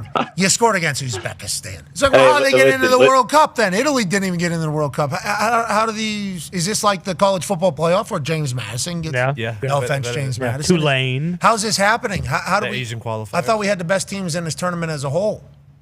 Every qualifying continent is different, right? So the European one is obviously is going to be the most difficult one because it's where football is played at the highest level. And so they got drawn to a group. Italy got drawn to a group with Norway. Obviously, Big Holland, who plays for Manchester City. Their goal difference was like plus 32. They beat Italy in an aggregate like 7-1 or something like that. So they smoked them. Italy then had to go through the playoff. They beat Northern Ireland. Then they had to go and play Bosnia away in Bosnia. A difficult game. They lost in penalties. So it's very possible in the European one that you don't get through. Brazil, to give you like perspective, one of the greatest teams in the history of the World Cup. They have the only team in the world with 5 World Cups. They had 5 losses in the qualifying campaign and still were able to make it through. In your European qualifying campaign, you could have 1 loss, and that might be enough to end your hopes at a World Cup. So, listen, Italy's got their own problems. They definitely got to figure it out. But yeah, it's very possible that you don't make it. I mean, the U.S. not long ago, a few years back, didn't qualify either, right? Yeah, they lost to Trinidad and Tobago. Don't need to bring it up. Those days are long, long ago. It's hard to get in. It's hard to get in. That's all I'm saying. It sounds like it for some people it is, but for other people they just kind of get in there. Some people are saying it's fee fugazi. How did Qatar make it? Yeah, that's what I'm saying. And these other teams that are being at the end of punchlines from Grella for starting wars with entire countries. You scored against Uzbekistan. That's what he said basically. Yeah. And it's like, well, Italy's sitting at home and Uzbekistan's in a dance. I'd like to see them maybe put up a little bit of a fight. I can't wait to see the knockout rounds and the loss and go home stages, mostly because America has a real chance to win it. Go ahead, AJ. Yeah, Grover, are you trying to say that some of these teams may be falling into like a false sense of security? They maybe think they are better than they are because of the opponents they are beating these first couple rounds? Like a team like Uzbekistan, do they have professional soccer players on their squad? I'm sorry for the ignorant question. Are those guys playing? Like, where are they playing throughout the world? No, it's a great question, to be honest. And some of these teams, most of the teams do have professional footballers, but not most that are like household names or that you would know. And some of them are probably semi-pro as well for some of these teams, right? Like Jordan or whoever. So it's a difficult one. They've got good teams. Like the coach of Uzbekistan is Cannavaro, who's won the World Cup back in 2006, the Italian, and won the gold ball that year as well. So it's just France played Iraq a couple days ago. I swear to you, they didn't get out. They didn't sweat. They didn't get out of first gear. They just literally cruised through the match. So I don't know if people like the new format or don't like the new format, but there is a lot of teams. There's probably like 15 teams that don't really belong there. They've gone there for like purely a participation award and the storylines and everything else. So we're starting to move now towards the bigger rounds and the more exciting rounds. And I saw you guys had Tyler Adams on the other day. By the way, so he was an ex-roommate of mine, ex-teammate of mine, and I got he's a great kid. But why can't, like I said yesterday, why can't the U.S. That's what I'm talking about. Do something? Now we go. Like, everyone's like, yeah, but it's not possible. No, but I think it is possible because their bracket is actually really favorable. Their route to the semifinal, and then you've got 2 games that you've got to win, and they're actually better without the ball than they are with the ball. So if they're playing a better team that's going to have a lot of possession and they go hunt that thing, they have to do it with a little more balance, obviously. But if they go hunt that thing, win the ball high up the field, and then go 1-2 passes and try to create something, you never know. So we'll see. But Tyler Adams, I love him. He's a great guy. I mean, when I first met him, Pat, he was 15 years old. Jesse Marsh, who is the coach of Canada now, brought him in. I'm 12 or 13 years older than him, and I looked at him. I just thought, like, who is this guy? Like where's he going? He was 15, scrawny. And Jesse goes, oh, he's going to train with us this week. He's a good kid, whatever. So we had a couple bullies in the locker room, a couple of leadership guys, and one of them in particular, I won't name him. He's like always on his ass, always on Tyler's ass, always bullying him. Hey, your haircut's this, you're that. So one day after a video meeting, Tyler kicked his ass. He's like 15, 16 years old, and he kicked his ass and put him in a chokehold. And then I was like, whoa. I was like, this kid's got something about him. Like, stand up to like one of the main guys in the team and then actually physically kick his ass.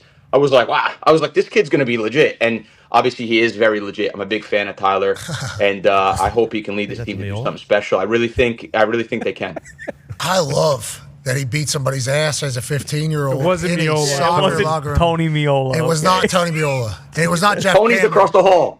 Tony's across the hall, by the way, and he is an absolute bear. You're not beating Tony Miola up. No one is. No one is. Father Time tried. They tried to get him. Tried to get him early. And Tony Miola said, "I don't think so, pal." Miola legend. He's alive and well, man. He's one of the best guys in the world. He's alive and well. He's across the hallway right now. Actually, but you go back to the '94 World Cup or whatever the case is. It's like Tony Miola became one of the stars of United States of America and global power. Like that is what soccer does. Everybody's more interested around the globe, and America becoming great at it is great news for us. Now, there's obviously a powerhouse playing today. Go ahead, Con Man. Yeah. As you're wiping tears off your face. I'm sorry. Just the entire vision of it. But, yeah, Grella, Scotland, the Tottenham, they're taking on Brazil. Do they have a chance? Thank you for the very out on a limb -500 parlay you gave us. We're a little ridiculous. Brazil advances with the winner. But does Scotland have a chance there, or is Brazil going balls to the wall because they need to win? Brazil don't look good. I thought they would look good. Their coach is Carlo Ancelotti. He's the most winning coach in the Champions League football. Some would say he's the greatest coach of all time. Obviously Italian, used to coach AC Milan, Real Madrid. That's where you would have seen him. He's awesome, smokes cigars, hangs out with the boys. He's one of the best. But he hasn't made them look that good. I haven't been impressed with Brazil at all. They're very individual still. They can't defend well. On the flip side, I thought with Scotland, they've got a good spine down their team. They got Robertson. They got McTominay, who also plays in Italy. He was the Serie A's MVP last season. McTominay, we love that guy. He's a beast. He's a beast. And then they've got McGinn up there too, but I'm also not impressed with them. But like this game's closer than the odds say. Like the draw actually looks like really good odds on that graphic right now. So we'll see. But the Scottish fans have been the talk of the tournament, man. They've been out drinking. They've been drinking bars dry. They drank 3 times more than St. Paddy's Day up in Boston. One of the bars said. So they're on fire, man. The vibes are all-time highs for the Tartan Army. Yeah, Scotland's on fire.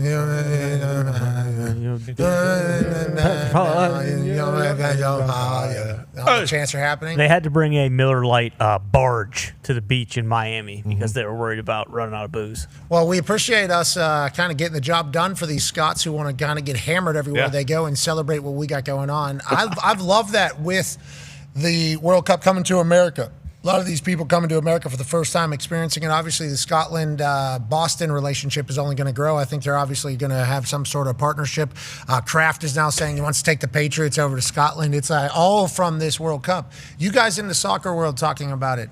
What is kind of your chatter? This has been an incredible World Cup for the state of soccer. Is that how you guys view it? Like, how have the super soccer marks kind of viewed what's been happening here in the World Cup in the United States?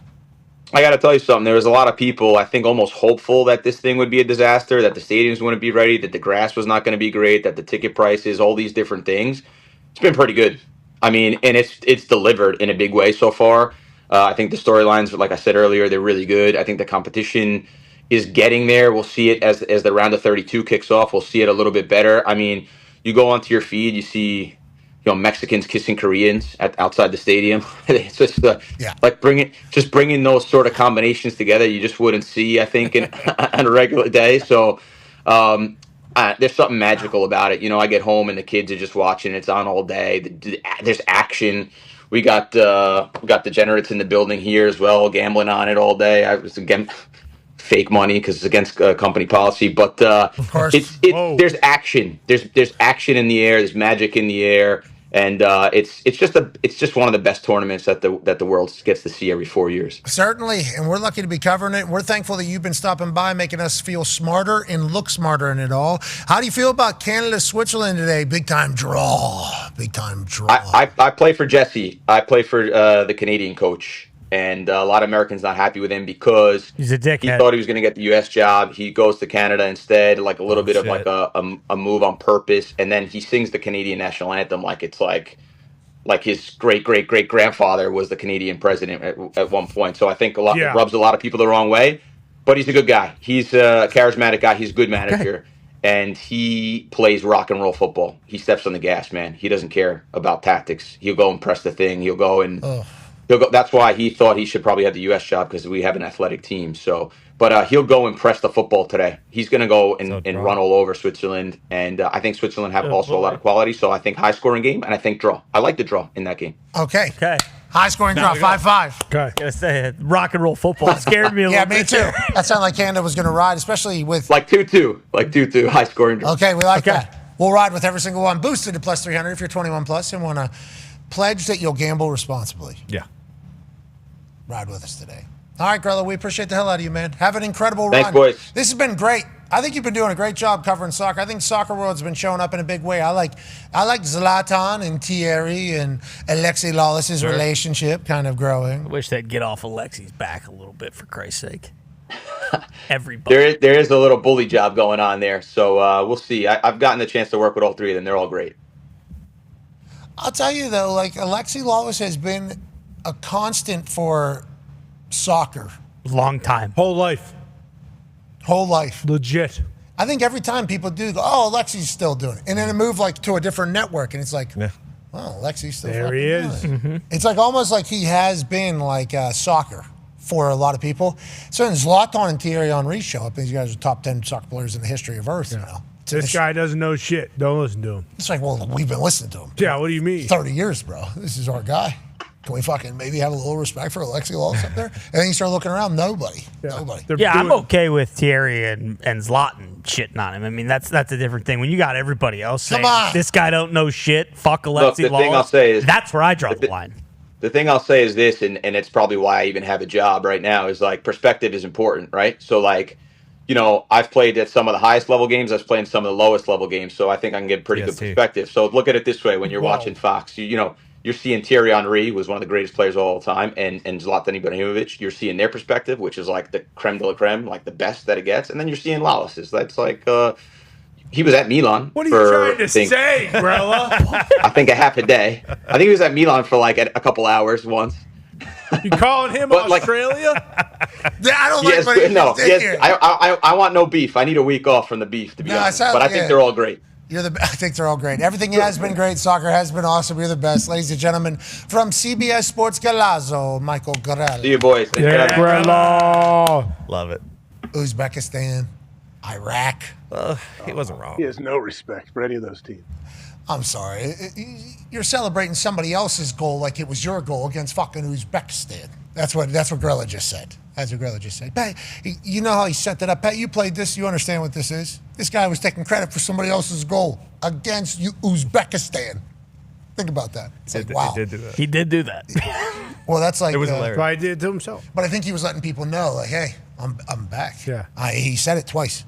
What's what Zlatan said? Like, I was unaware he went somewhere. So I don't know how he can be back. But okay, I guess he's back. They don't get along. So that's a pretty good point. Zlatan and Cristiano Ronaldo do not get along? Doesn't feel like they get along very well. I'll tell you what, I've enjoyed learning about a lot of history of a lot of people quickly. I mean, watching the high school highlights of Messi, it was startling. Sick.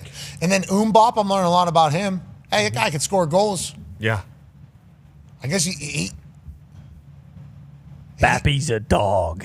He is a dog. He's a bit of a dog. High drama at Real Madrid all season long. That's what Gumpy's been trying to force us into believing because obviously he is very pro-Messi at all times. But he's saying Mbop's got drama. That's what goal scorers do. What kind of drama? What do you mean? What's he mean? There's a rift in the team. There's a split in the squad. Basically, 2 coaches got fired. It was he went on a vacation when he said he was hurt. They call him the dictator, actually. All right, so this is a Messi fan, obviously having a microphone, trying to continue a narrative potentially about Mbop that we don't know about. But what I do know is he had a left boot that was an absolute cracker. Unbelievable. Exactly. Great player, no doubt. Top player, top ins. Absolutely. Just like America has tomorrow as we take on Turkey. Yay! Hey! Turkey, yep. Turkey. That works as well. Hey! Oh, Turkey? Right? Turkey. Yeah, I've heard it pronounced both ways. Hey, we're showing a lot of respect to everybody, I think, with the name plates. Mm-hmm. Rumor has it they actually might make them change it back because they weren't hammered dog shit when they were just turkey. And then now all of a sudden they're Turkey and they stink. And they fired their coach already. Yeah. Mm-hmm. And a lot of people were picking them to win the group before, the Dark World Cup started. Tournament. Yeah, and they just not a quality side. So maybe Turkey not the right move. No. Maybe let's go back to Turkey. Yeah. That's what I would say, but I'm not Turkish. Okay, let's talk a little football, American football, shall we? Congrats, Kyle Pitts. 3 years. Kyle. $54 million contract, includes $36 million guaranteed. 3 years, $36 million guaranteed. Do the math, $12 million a year guaranteed to him. Now, what's the signing bonus? We shall learn over time. How much is it a hit against the salary cap? We shall find out. But congrats to Kyle Pitts. Obviously at the beginning with Art as the head coach and offense coordinator, we didn't 100% know what it was going to be like for this guy who was projected to be maybe the next one at the tight end position. We knew he was a Sunday player whenever he was playing on Saturdays. It was very obvious from the body type and everything that he was able to accomplish. Goes to Atlanta, a little bit of turmoil, a little bit of turnover, grows into this guy who's now getting paid the most ever from a tight end. Kittle. Third most ever? Yeah. Mm-hmm. That's crazy resetting the market of the tight end position. Yeah. Okay, so $12 million a year guaranteed for a guy. 36 total over 3 years at the tight end position. Tight End University, every year they gather. They do. All these tight ends, they gather. Mm-hmm. They have a great time, it looks like. Oh, yeah. Great time. Looks awesome. We should. Did we know Dan and Shay were going to be performing as well? Did not. Did we know Dan and Shay were also going to be performing? I think Luke Combs was there as well. What? He was at Tight Ends and Friends? Yes. Taylor Swift, obviously. Yep. Laney and Duck were there. I know that. Mac Jones is putting on a show. Yeah. Man. Yes, he was. Gillis. Yes, he was. Shane was Hall. there. Yeah, Shane looks trim. Bill and Taylor. Shane looks unbelievable, and I assume he absolutely killed it. Will and Taylor, obviously. I mean, maybe we should have been going to that. I don't think we were invited. We were invited, I believe. I believe we were invited. Everybody was invited. We got the fever right now. Maybe You next might have been year. invited. They didn't invite us Bugle Boys. No, I think they invited the program. They did. They've been very open with all of that because I think they do want to showcase what they're doing for a position. On that note, the business side of the position is something that they originally were trying to talk about at Tight End University 6 years ago whenever it was coming together because they're a wide receiver and they're a left tackle. Those two have such a higher cap on both of them. How do you kind of judge what it is? He gets paid massively, and I'm happy that he's getting a chance to kind of continue to prove that he is exactly what we thought he was going to be in college, AJ. Yeah, I think of Kyle Pitts, like he is a matchup nightmare. No matter, like when you think of going into a game with him, all right, who do we match up with him? If he's split out in the slot, do you trust a linebacker on him? Do you want a safety on him? It doesn't matter. Like he's so physically gifted. Yeah, I think with you're right. He has had some he hasn't had any stability really at quarterback, has he, in his time there? I feel like it's always been up in the air. Stability at quarterback, at coach, at I wonder if they've changed even the parking spots every single year. Probably. I assume they have really to confuse everybody. Yeah. They have to reassign all of that. He's only 25 too. Jeez. And everything we've It's seen with insane. tight ends, they did a really cool social media video, which a lot of those are happening coming out of Tight End University. Mm-hmm. So many cool social media videos. It was all the tight ends getting off a bus. They all looked the exact same. Yeah. They all had the exact same build, the exact same head, the exact same body, and it's just big, very athletic, and very tough. That is 6'5", so 25. That's like 35. Like the body types and the humans that become NFL tight ends, I think, are super species of ours. I think they're some of our super species. I genuinely believe that. He's been talked about as that since college. I assume in high school he was also getting talked about like that. We weren't a part of that at that time. So just the thought of Atlanta saying, hey, even though you're with previous regime, previous not great outcome, we'd like to keep you here, because anytime there's new people in charge, there's a lack of loyalty to the people that were there before. This is seemingly not the case with him. Congrats to Kyle Pitts. Now, let's talk about loyalty. Is San Francisco going to move that practice facility? Why would they do that, Pat? Well, from my understanding, from what I read, they are looking to expand and to have more space, and there isn't as much space here. That's why. They had an independent science company come in and investigate the electro substation theory that a lot of people have had buzzing words about. As injuries seemingly were taking place in the electric magnetic substation is sitting right there next to it. Is that a part of the injuries? What happened to all the trees around the electric substation? Is there something that could potentially be awry? The 49ers are just looking for other options for their practice facility to have more space. The independent science, from my reading, said that there is no correlation between the electric and the... They're lying. I'm just telling you, that's what the third-party independent science people did coming out of San Francisco. Because John Lynch said, former player, we'll look into it. We will definitely look into it. He hired, I believe, third-party science company to look into it. They came out and said that there is nothing to it. They are just looking for more space, AJ. That's what they're saying. Now, if there's more space on top of another electric sub thing, will they do it? That's the question. I think no, because I think they told the Niners the truth, like, hey, this is killing your players. But we can't let that out into public, because then there'll be so many lawsuits around everyone living around all these substations. So we're going to say that it's no issue at all.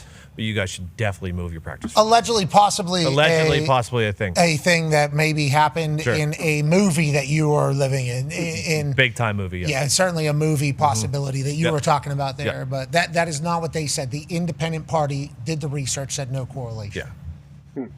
So I move it. Jurassic Park. Because they want more space. They're sick of answering questions about it. That's part of it. I would guess too. The players, coaches, GM, everybody doesn't want to continue to ask questions or answer questions. And if it's no stone left unturned, if there was an abnormality with your building versus everybody else's building, I think you would want to fix that. But you would certainly want more room and space too. Absolutely. If you didn't really have that. Shout out to Grella joining us, talking about World Cup fever. Let's stay in football. Buffalo Bills new stadium, incredible. Yeah, it is. Actually, very well done.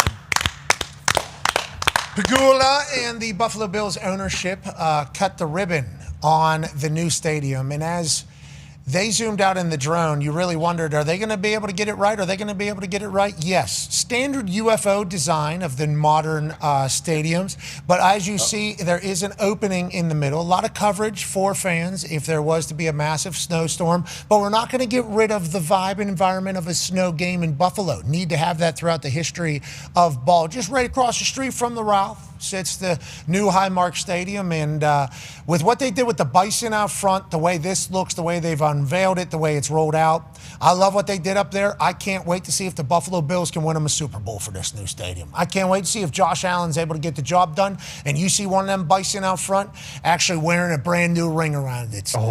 That would be obviously the goal. That would be the dream. Those fans showed up in a big way for this team for a long time, and I love that they're getting rewarded for it, AJ, and that place looks spectacular.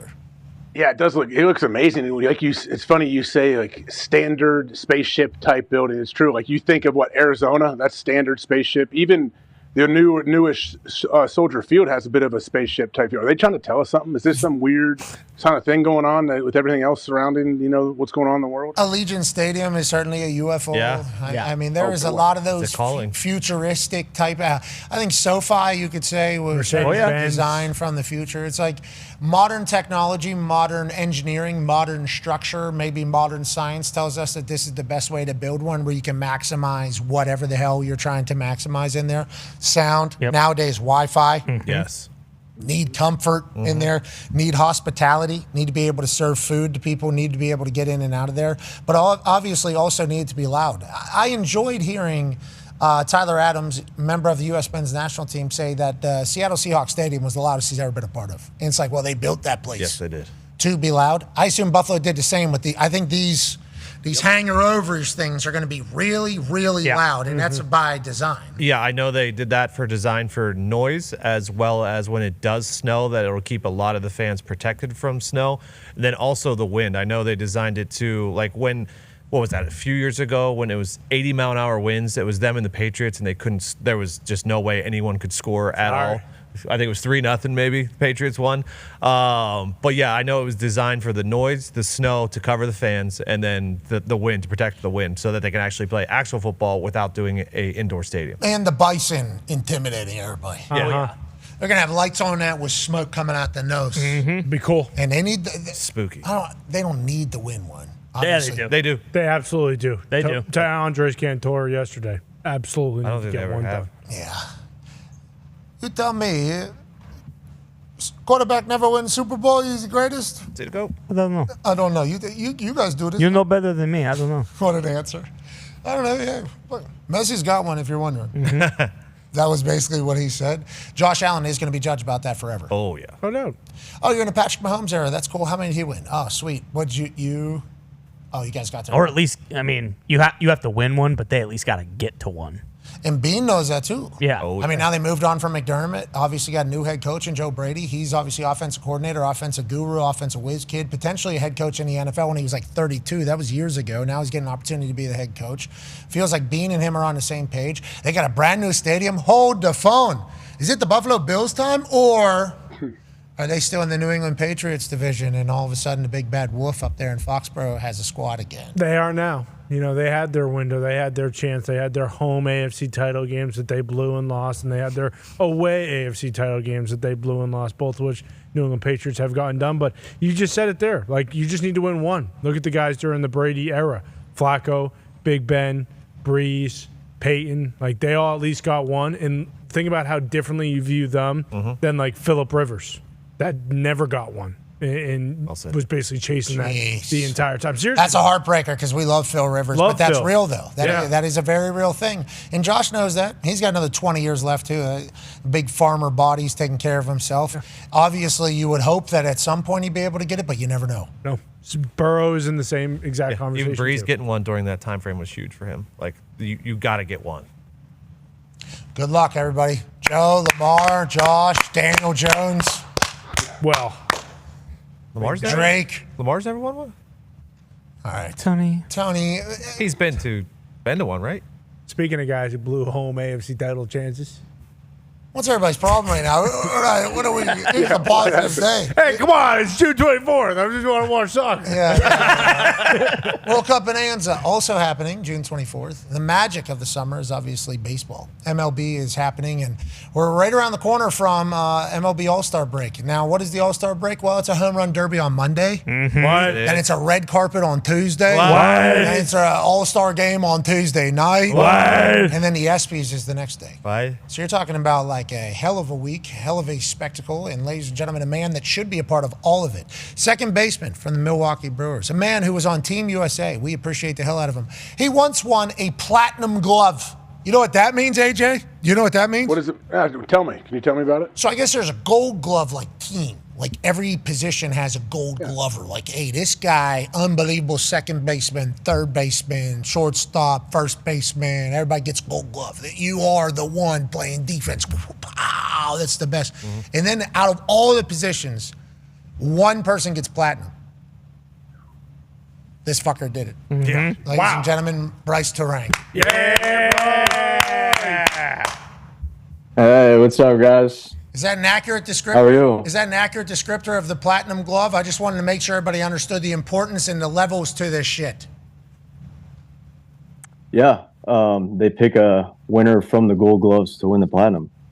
Yeah. Yes, correct. Are we going to do that again? Are we getting another platinum? Obviously, you have one in the office at the moment. How do we feel about this year's defense? How do we feel about the Brewers? And how do we feel heading into the All-Star break here just a couple weeks away? Oh, we feel great. You know, with some of our starting pitchers striking out the world, it's kind of hard to get some good defensive numbers. Not getting very much opportunities, but man, we feel good. It's been a great time. This season's been fun. We got a lot of young guys who are competing and wanting to win, and yeah, we just got to keep it going. Can you tell me about coming out of the World Baseball Classic? Obviously, you're on Team USA. The boys got a chance to watch you guys take Fungo. Yeah, infield. Fungo infield, and they said it was the greatest thing they've ever seen. Now, I obviously was not able to see it because I was inside speaking about the potentials of a lockout and how this whole thing's going to go with upper management of MLB, which I was grateful for the information. Kind of scared me a little bit, but I heard I missed a fucking show. I heard I missed an absolute show. At the World Baseball Classic, how much are you guys sharing info? How much are you chit-chatting about it? How much are you learning? And how do you think that kind of either propelled you into the season or maybe had an interesting start to the season for you? A lot. I mean, for me, it was just learning guys' routines and how they go about their business. You know, what makes these guys so great. I mean, having conversation with some of the best players in the world and just figuring out what makes them go, what makes them do their stuff. And majority of it was preparing for the game. I mean, I could sit there and watch these guys prepare for the game and learn. There's always something new to learn all the time. And I mean, those guys were so great to me. Any question I had, they answered it. And but yeah, I mean, for sure, I think for me the most was the preparation for the game that these guys took, and what it takes to be the best in the world was cool to see. Okay, quick question. Before the boys have their questions for you, Bryce, we appreciate you taking your time. You know, when I'm feeling a little bit here, you know, I watched a video where I need to maybe let that thing hit off of this palm, and then it hits off of this palm, and then I'm back here. Real quick. I believe it's like a little shot, bang, a bum bang, and I'm timing that thing. You know, I'm getting out there. What do I need to think if I want to be a platinum glove member one time? We don't know yet. Okay, I'm on a lot of science. I don't know how the testing is. I've heard about your testing in the past, Pretty strict. but I don't know what your testing is right now. But let's say I was a little child, maybe a high schooler. What's the number one thing I need to think about? Is it my feet? Is it my hands? Is it my cat? What do you think is the number one thing to playing defense in baseball and becoming a potential platinum glover? Yeah, 100% your feet. Your footwork is what makes you look good. It's what makes you look smooth and gets you in the right position to field the ball. And then you worry about that stuff later, and then making the throw. I mean, the accuracy is a big part of it. We always say you can make a $1 million play and a 10-cent throw. So no matter how nice a play you make, you got to put a good throw on it, or else he's going to be safe. So it doesn't count anyways. But definitely your footwork, and then that stuff gets you in the right position to make a good play. Golly, so many games. I'm thinking about my baby boy Midas. He might have some good feet, he might have good hands, and I'm just thinking about spending all summer out there. I mean, I'm getting tomatoed. Think about how red I'm going to get out there. I'm going to have to roll up the sleeves, do the entire thing. Then I'm going to have to tell them, hey, you got to get your fucking feet. Listen, Bryce Terang, platinum glove holder, said you got to fucking do this thing. And then, hey, $1 million play, 10-cent throw, get your fucking ass into the bullpen there, pal. Yeah, I love your guys' sport. I do, but the athleticism in the infield, especially trying to turn the play, is spectacular to watch. And massive respect for the web gems happening all over the place. AJ has a question for you, Bryce. Yeah, Bryce, you talked about the prep from like all the greatest players that you were around at the World Baseball Classic. Is there anything that you have like implemented into your pregame routine or during the game that you learned from some of these greats at the World Baseball Classic? Yeah, I mean, just the reps that they take. I mean, every single one is like they're not just out there just doing it. It's every single rep is to get better, and every swing they take is for a reason, and every drill they do is for a reason. And for me, I was a guy who worked out after the games, and then I went to the WBC and I was talking to some of the guys, and they're like, do a little bit every day before the game, kind of put it part of your activation. And so I started doing that. So I started picking up on that, and then just seeing how each individual rep matters so much more than taking so many. You hear that glove pop there a little bit, huh, Bryce? Mm-hmm. Yeah, I do. That's $1 million throw right there. Yeah, that's right. That's $1 million. Can't be Throw it in the net. Throw one to the net. Throw into the middle of the net. What are you talking about? I found my shit. You got it. I found my shit. Yeah, you found your arm slot. Found my arm slot. Dennis Eckersley, yeah. There you go. Bryce, I was trying to do this one here, and I was trying to do this one here. I couldn't throw a strike. And then I realized I'd take that thing a little bit down to like 3 o'clock. About 3 o'clock. More of a sidearm guy. Right there, yeah. Yeah. I saw the at-bats that you had against Kershaw. And? Hey. Yeah, I see it. I see it. It's there. Boom. Thank you. Potential. Okay, I'm happy to hear that, because I think I hit it so poorly to the left that second base, shortstop stumble. Infield single for sure. And I make it on base. Mm-hmm. I'm stealing, obviously, because Clayton's doing the full fucking... Yeah, take wind up. And he already got that one figured out. He did hit me with a curve, and that was certainly something. It was certainly a fascinating thing to learn about baseball and what it looks like coming through. Because Kershaw, obviously, at end, he retired. He literally was retired. And just seeing the amount of movement on that ball, it's like, holy hell. You don't really feel it until you're in there and understand it. So much respect for what you guys do, actually. How long the season is crazy to me. I don't know why we're doing that, but I respect it. I like that we're doing all that. And it feels like there's a player on your team that is doing something that's defying all odds due to how long a season is and the position that he is. Go ahead, Tom. Yeah, Bryce, you talked about earlier about your guys, your pitchers striking guys out, so not a lot of plays to be made behind them. Specifically, Mizraski, who came onto the scene. We talked to him last year at the All-Star game. Some people were pissed he was at the All-Star game because he only had like 5 starts. Those people were wrong because now he's got a full season under his belt and he's throwing 105 every single pitch and striking everyone out. How crazy is what he's doing on the mound? And seriously, like, how hard is it to, I don't want to stay focused, but say engaged. Not get engaged behind him, because it's rare that someone's going to be putting one in play.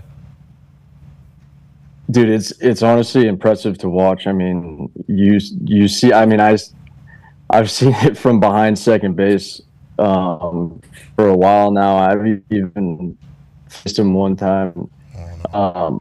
Yeah, it's impressive. I mean, that fastball gets on you quick. Not much time to really react there, but yeah, to stay locked into those games when he's pitching, you got to really tell yourself like, hey, at any given time a ball can be hit. So just trying your best to stay locked in. I mean, it's fun watching him pitch, especially from behind him, seeing that fastball it's electric for sure. And the kid's throwing gas. Yeah, so let's talk about the gas that he's throwing and where you're standing. And obviously, you can get caught understanding that they're never going to be able to hit this guy. But that's coming at you faster than ever, right? If the ball is getting pitched faster than ever, then in theory, right, that ball is potentially coming at you guys faster than ever. Is that an accurate depiction of that? And in your position, what is the fear? Face? Like, what is the, for you guys? You're standing very close to very hard balls traveling very fast. And if a guy's pitching 105 miles an hour, I assume it's coming off the bat. Not that it is often, but it's coming off fast. If they do. Is that worry for infield? Like, how do you guys, is that something that we need to watch more? How often is that something you're thinking about? There's definitely certain guys that step up to the plate that you're like, this guy could hit a ball at me at 120 miles an hour. And at that point, you're just reacting. You're just trying to put a glove on it. But I would say for me, not necessarily because I'm a little bit deeper, but like when a first baseman is holding a runner on and they got a left-handed hitter who can hit the ball hard and they're kind of they're just hoping that they don't get a ball hit down their throat. So that's yeah, I can see that. That's a reaction. That's definitely a reaction thing for those guys. I got a little more time, I'm a little further back, but some of those first basemen or third basemen who are playing in, and you got guys like O'Neal Cruz hitting, and you're like, this ball might get hit really hard. So it's definitely a thought, and yeah, you definitely worry about your teeth. You still want your teeth, but yeah, hockey guys, they're cool with the teeth disappearing. Do you have no feeling in your hands? Because like my fingies, whenever my fingies inside the little, I don't know if there's enough padding in mine or where my hand was, but it felt like my fingies really hurt there. For you, just numb hands? Like, do you guys just have numb hands? No. To answer your question, no. I've definitely have gotten hit. And I've caught in the ball, and you'll get a bruise in the palm of your hand for a couple weeks if you get it in a good spot. Yeah, well, the good news is you don't need that ever, right? In baseball, you don't need your palm of your hand at all. That doesn't sound. Do you have a tat on the outside of your hand there? Yeah, I got this tattoo, and I got the other side too. Okay, are you a switch hitter? I don't know. Do you hit from both sides? Do you need to see some ink on your hand before you go into a batter's box? Like, when did we do the hand tat? I did the hand tattoos when I was, maybe 22. I did my arms, and then I kind of started creeping down into my hands. Did like one hand tattoo, and then I was like, you know what? I'm just going to go for it. I like them, so. But I wear batting gloves when I hit, so I don't see them anyways. I wish you made see-through top there. Yeah. Something to think about. Yeah, for the compass and the moon, is that what it is? We're looking at directions. We're looking up at the sky. What are we doing? Yeah, exactly. No, I got my mom's eye on my left hand. I got the moon. There's a song called "So Will I," and that's kind of the theme of my right arm tattoo. So I enjoy my tattoos. I like them. People are like, "You're gonna regret them." I'm like, it's all right. No, they look sick. Yeah. You look you always look cool. Yeah, you always look cool. You need to know that. So why is that song about just being like the best glove in the world? Like, so why again? No. Okay, I know. It's a Christian song that I really like. Come on. I enjoy the hell out of that. Thank you for the knowledge, and thank you for looking sweet out there. We do need see-through gloves, though. So we can see the entire story. Kind of Mickey Mouse. There you go. Bare hands. Jason Kendall. Jason Kendall did it. Moises Alou. Choke up. Something to think about. Yeah, choke up, bare hands. Guys are pitching 105 right now. Ty has a question for you, Bryce. Yeah, Bryce, I don't know if you've seen it, but just, I know you won the Platinum Glove. A lot of guys right now are actually playing second base with lollipops in, so maybe that might be something you, kind of run with for the rest of the season. Might maybe help, they'll protect those teeth as well. But when you look at your team as a whole, do you feel like this is kind of the year? You guys are obviously very under the radar when it comes to the NL. All anyone talks about is either the Dodgers or the Mets, the Phillies, I guess.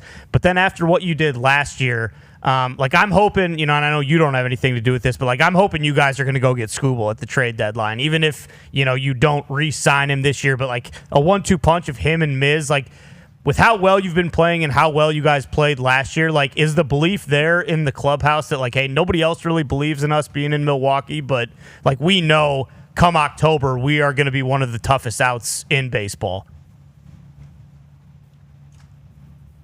Yeah, I mean, we got really good guys who have totally bought into the type of player they are and bought into the type of team that we are, and scoring in every aspect of the game, or pitching well, playing good defense, base running. So we got a lot of guys who bought into that, and I mean, it's great, dude. We're very confident in our team and what we got, and we're confident in each other and trusting each other. So that goes a far way.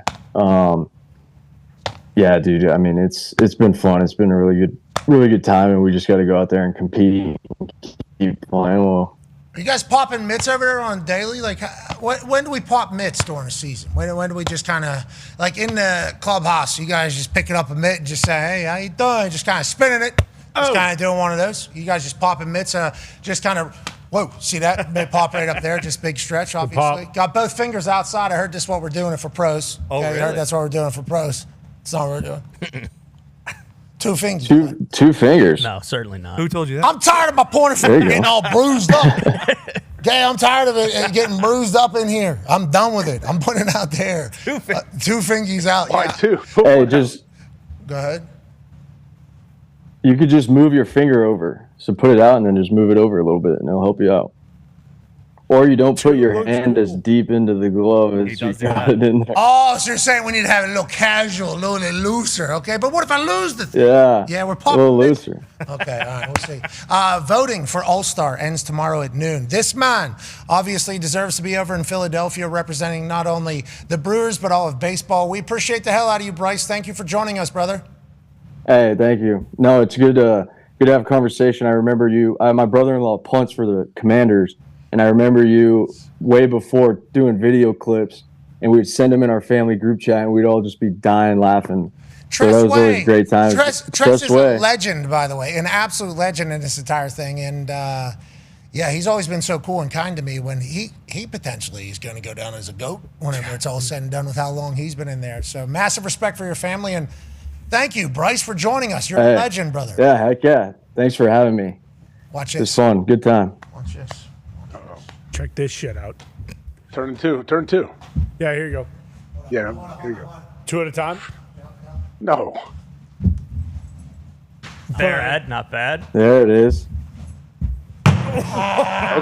All right. One more. Hey, that was the 10-cent throw we were talking about. Yeah. Jeez, we'll see, actually. We just got that wall in. You just pulled the first baseman off the bag just Got a bit, that but he wall. made the tag. Might be more than 10 cents. Need first baseman to make a play. Yeah, He did. Irish thing. Oh, what is that?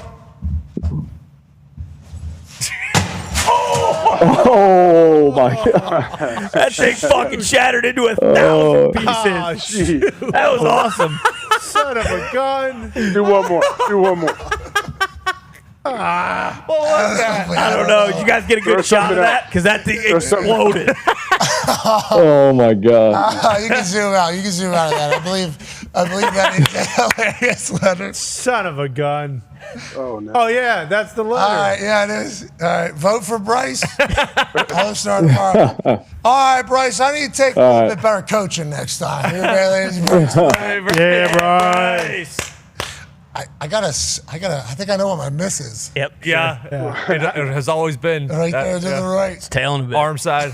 High. Haven't heard glass break like that since AT&T Stadium. Stone cold. All right. That was fucking awesome. Dead center. I don't know if I turned to No, that was there. That went into the dugout. Maybe hit the batter right in the face. Sports Center's Runner. next. It'll be so much better than this. Goodbye. All right, that was a good sound off. One of our best. That thing exploded. Dead center. Yeah. I mean, it was this far away. AJ, from where did you the hear other that one come through the... Oh yeah, I heard it loud and clear. Feel great about the draw now. I mean, yeah, feel exactly. great about the draw now. Are we? Yeah, I feel great. That was about the thank you letter that AJ wrote us? Yeah, that's exactly what that was. Very kind of him to do that. We appreciate that. Okay, let's see if the soccer thing can do a little different. Obviously, we are on Canada, Switzerland draw, team ride. Yep. When do these games start? 3 o'clock? 3 o'clock. 2 at 3, 2 at 6, 2 at 10. 9, excuse me. There's a psychic that says that maybe an alien or a UFO shows up today, AJ, so maybe your dream comes true. If you're 21 plus and want a team ride with us, we're doing draw Canada, Switzerland. And Grella thinks it's maybe 2-2, 3-3, 4-4. Yeah, exactly. Great. Could be exciting, you know. An exciting, riveting draw is really something that soccer has that nobody else has. Ain't that right, Ty? Absolutely. I mean, he said it. Rock and roll football coming right down your throat. Harry Kane. Fuck Harry Kane. Is he going home? They put him on a ship? We know a lot about ships, don't we? I'll tell you what, Up to Something season's in an interesting place right now. Jams. They still have Joms. Joms. Love Joms. Absolutely love Joms. AJ, are you okay? Yeah, what happened? Well, your face just to us celebrating Joms as if you don't fully understand that Joms is the greatest peanut butter and jelly that you can possibly find. Available nationwide, Target and Walmart. Boom. And also GoPuff, is that something? Yep. Normally you can find it on there as well, AJ. And it sounds like maybe with your reaction, you don't fully understand how pumped we are about being a part of a PB&J that can maybe change the entire world, AJ.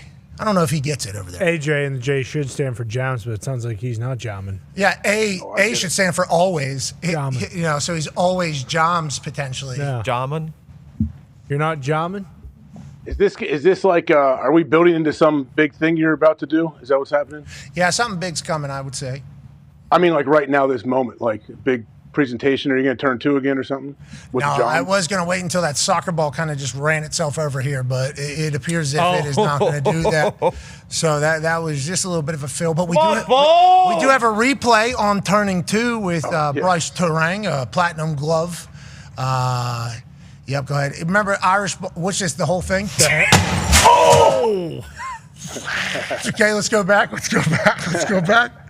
It does appear as if everybody heard the sound. It's very loud. Loud and clear. That was real glass. Gordino's got you on the ball. Go ahead and turn 1, turn 2. Go ahead, get that. Dead square right in the center. Yeah. I mean, what was I aiming for? You'll never know. You were aiming for that. The whole time. That is my miss. Is that a letter from a Dalai Lama or something? What was it? Yeah, it was an important letter. It was a funny letter. Yeah. The Dalai Lama. We'll just reframe it. It was right over the water fountain. You know, we wanted to see it. Exactly. Every day. Actually, water fountain gets used a lot more than people could imagine. You know, back in high school, I used to be a big-time water fountain lover. Every break. Lover of water fountain. You know, you get those little small water fountains, you hate it. Come on, you're like licking out of the hole. Yeah, it's fine. You still did it, though. Yeah, you definitely did it, but you know, everybody else had to do it, too. So everybody was doing that. It was we're kind of a puppet to those water fountains, but we definitely did it as well. When you found a good... none better. The go. None better. Whole team's waiting behind you though, so you gotta be a good teammate, not stay there too long because you only have a 30-second break. Those are so good. So much fun. Get down there. Nice and cool. We have one of those. We have like a medium one, not a super duper one that's going to become, super distracting and a little slippy all over the place. Just pretty good, solid. And then also the bottle fill one. It does have Huge. It has a taste to it. It does a little bit. This water here? Like metal or what? I would say it's metallic-y. I love drinking out of a hose growing up. Yeah, exactly. Oh, still growing up. I'm not around the hose, just kind of running as much as I was maybe in the younger days. But I'll tell you, if I find one, it's a hot day, and there's a hose with water running through it, I'll drink it. Yeah, I'll take a swig. I'll drink it. It's always cold. Probably should keep an eye on that, though, because there is a good chance that Tago eats like a handful of glass, because he's always... And he wouldn't even think twice That's about what I'm saying. Like, his mouth will be bleeding. Might actually help his brain. Yeah. Come on. He would just keep chewing and drinking it and just have no idea that was The happening. crunchy glass is pretty good. Yeah, he'll make a comparison to maybe like Newport. You remember Newport was allegedly putting glass inside of its stuff, so Yes. cut it open so it could get into your veins. Yep. Yeah. He's gonna say he did that with his water. He put a little shards of glass so it could get into his bloodstream. Taco haven't figured out, I think. Might be his Joker arc, perhaps. You don't get enough credit for employing the people that you do. Thank you. I think about that a lot. But me too. Things happen, and I go, where else? Just for a living. That's true. For a living. What would it be? I don't know. That's for all of us, and we're lucky for it, aren't we? Oh, yeah. Come on. This, ladies and gentlemen. Yeah. This is for $50,000. Boom. To who? Potentially you. Tell him, AJ. Yep. If you drain this, $50K to you, one of the lucky people out there. No, not one. No. A charity. Hoggle, lot of winners. walk it back, Hoggle. Walk it back. Probably like 100 winners of $500 Yeah. because tax purposes, obviously, under 500. You got to let them know where you could be paid at, too. Yeah, we need that in. Digitally. You need to repost This video. and then you also need to do that with saying something nice to somebody. Yeah. Anybody. Yep. Summer should be easy. Yeah, a lot of good vibes. Yeah. Then put the easiest way to pay you, and then you could be randomly selected potentially to win $500. 500 bones. Of a total of $50,000. Thank you for doing that, AJ. Good work. Hoggle. Is it easier to say something nice to somebody in the summer than the winter? Yeah. Yes. Am I missing something? Yes. Overall. Yeah, vibes I love the winter. I love all better. seasons. Steelers Yeah. aren't ruining my life. Well, the Steelers certainly can bring it down. Your team can certainly ruin your life in the fall. But seasonal depression, I think, is like a scientifically real proven thing. Yeah. Yeah, the sun is good. I agree. But obviously, what you're saying is we can't let that beat us. Yeah, oh, boo-hoo. It's kind of what Oh, you're you're saying. saying be mean all the time. AJ's saying Oh, be no. nice all the time. Oh, Be nice during the winter. Yeah. Yeah. Why not? Guess Why not what? enjoy it? All your pretty little bees. See what happens to them in the winter. The Hawkeye? They go They're underground. building up right. Hey, they're preparing right now, Tone. You know that. How is the Hawkeye doing right now? It's doing great. Just letting them. I'm, trying to stay as hands off as I can. You don't do While anything still for these effective. fucking things. You say that every single time. Your beat They're box is doing still great. here. They're doing great. I'm just pretty hands off, letting them do what they got to do. That's what you say every single time. And then he I says, can't you bring know the that. nectar for them. I can't go out and collect pollen and nectar for them. They are already doing that on their own. Sounds like this whole rigmarole stinks. You should just take that beehive and go throw it in the river or something. No, he's going to get honey They'll on make this it thing. back. They'll live through that. Okay, so what have you had to do other than just kind of collect them? Have you found the queen? Have we marked the queen? I have not, but I've done a lot of So I'm going to get in there probably tomorrow. Actually, no, I've talked to many people. It's the pattern and everything going on. It's even like they say, don't worry. Like this is a great pattern. What they're doing. They're very calm as well. I go out there without my suit on and kind of replenish their sugar water and everything, and just peek at them. Everything's going great, but I'm going to be inspecting again probably tomorrow or the next day, where I'm going to at least put the top of the suit on, the headpiece, and get in there and maybe even find that queen and mark her. Okay, so you are potentially snooping around for the queen, but we're not investing real time for the queen at this point. If you happen to see her, that'd be great news. You'd like to mark her, but if you don't, it's not a big deal. How long can you go without knowing who the queen is? Because I thought the beehive needs the queen bee, I thought. Pretty important. Oh yeah, well, there's all kind of different situations that could be happening. Like there's queens that have not made their mating flight yet. There's virgin laying queens. You just got to make sure they got eggs in there. The queen is laying eggs and they're taking care of those eggs. That's what we're trying to do. Good luck finding your queen. When do you get honey? Oh, not for a long time. I mean, eventually, but that's the thing. Like there's already capped honey in there that they have produced, but that's for them. That's for them over the wintertime. They need to, store it. That's War chest. for all of them. Yeah. When do we get our honey? Yeah, when's human honey? Eventually. When's not the war chest honey? Do we have to wait for that? I don't know. for I spring? mean, yeah, for sure. I think after the winter and after they come through it stronger and better than ever, then I'll think about harvesting some honey. Have you seen the Jerry Seinfeld Bee movie? I actually did see it recently. I did. It's a great movie. Really good. Very good movie. I think so too. I learned a lot about the bees. I respect what they got going on in there. Yeah. It's cool. Pollen is a problem, man. They should make a second one. They probably will. Sure they will. I hope Jerry does. I hope he has Tracy Morgan in there too. Can we get Tracy Morgan in everything, by the way? Yeah. Has anybody heard from him since the Knicks have won? No, he's I saw pretty him jacked up, though. Saw him at the parade. Did you? Yeah, he was there. How's Statue of Liberty? Pregnant? Yeah. Someone was fucking. Yes. Well, actually, that night. Yeah, they lost that night. No, but I'm saying since. But yeah, since then, yes. AJ, tell him.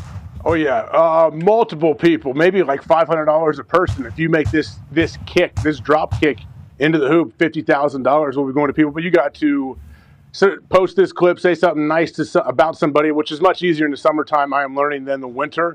Although the sun will help with that, and then tell us how we can pay you. Well said. My God. Nailed it. And you can't say cash. This guy knows. Put it No home. cash. Yeah, that's pretty good. Yeah, pretty good. No brain trauma there. Good time! We knew it. Good ball, good time. Wow. Didn't even bank it either. That was awesome. Wow. Swish. That was pure. Holy That was shit. a pure touch. Beautiful. Harry Kane could never. I love what we did there. There you go. We got World Cup manipulate fever. the lights. And now some people got some winnings, it appears. Yeah. Boom. Nice little summer retreat here. Yeah. See? Summer. What a bull. What a touch. I mean, replay here, a little slow-mo, go back to the beginning there. I mean, I'm going to celebrate this for real because I'll tell you, I thought I was never going to make it. AJ Hawk delivered such a great intro there. Yeah. Had to celebrate it. How could you not? You've been all around it. Brand new Air Forces, by the way. Crispy, some would say. Don't scuff them. I'll try not to. Oh, Yeah. splash. So was that with the inside of your foot? Is that how you should kick that? For that type of shot, Up to you, really. That is what I chose to do. I assume somebody else would do something differently that was better at soccer than me. But I'll tell you what, $50,000 Drained it. going to 100 different people in $500 increments. We can't wait to celebrate you, celebrate summer, celebrate soccer, celebrate the World Cup, celebrate life in sports being the greatest thing of all time. Be a friend, tell a friend something nice. It might change your life. We're in this thing together. All you got to do is repost this video, say something nice to somebody, and put the easiest way to pay you digitally, and you might be randomly selected to be one of the 100 winners of $500. Hell yeah. Maybe team Good ride bull. with us as well. Yeah, maybe team ride with us. Definitely. Yeah. Draw. Canada, Switzerland, draw here in about 52 minutes. Nah. Okay? We think soccer's going to happen. If you're 21 plus and you pledge to do this responsibly with us, we'd love a team ride. Draw, Canada, Switzerland, soccer might happen. Boosted to plus 300. You got to opt in and then utilize it whenever you're making your bet. Shout out to DraftKings. Shout out to all of you. Shout out to Footy there. Yeah. Let's go. Great bull. Great touch. Be a friend, tell a friend something nice. It might change your life. We're in this thing together. Team on me. Team on three. We can't thank all of you enough. We love you. Thank you. We'll see you tomorrow. Team on me, team on three. 1, 2, 3. Team. Goodbye.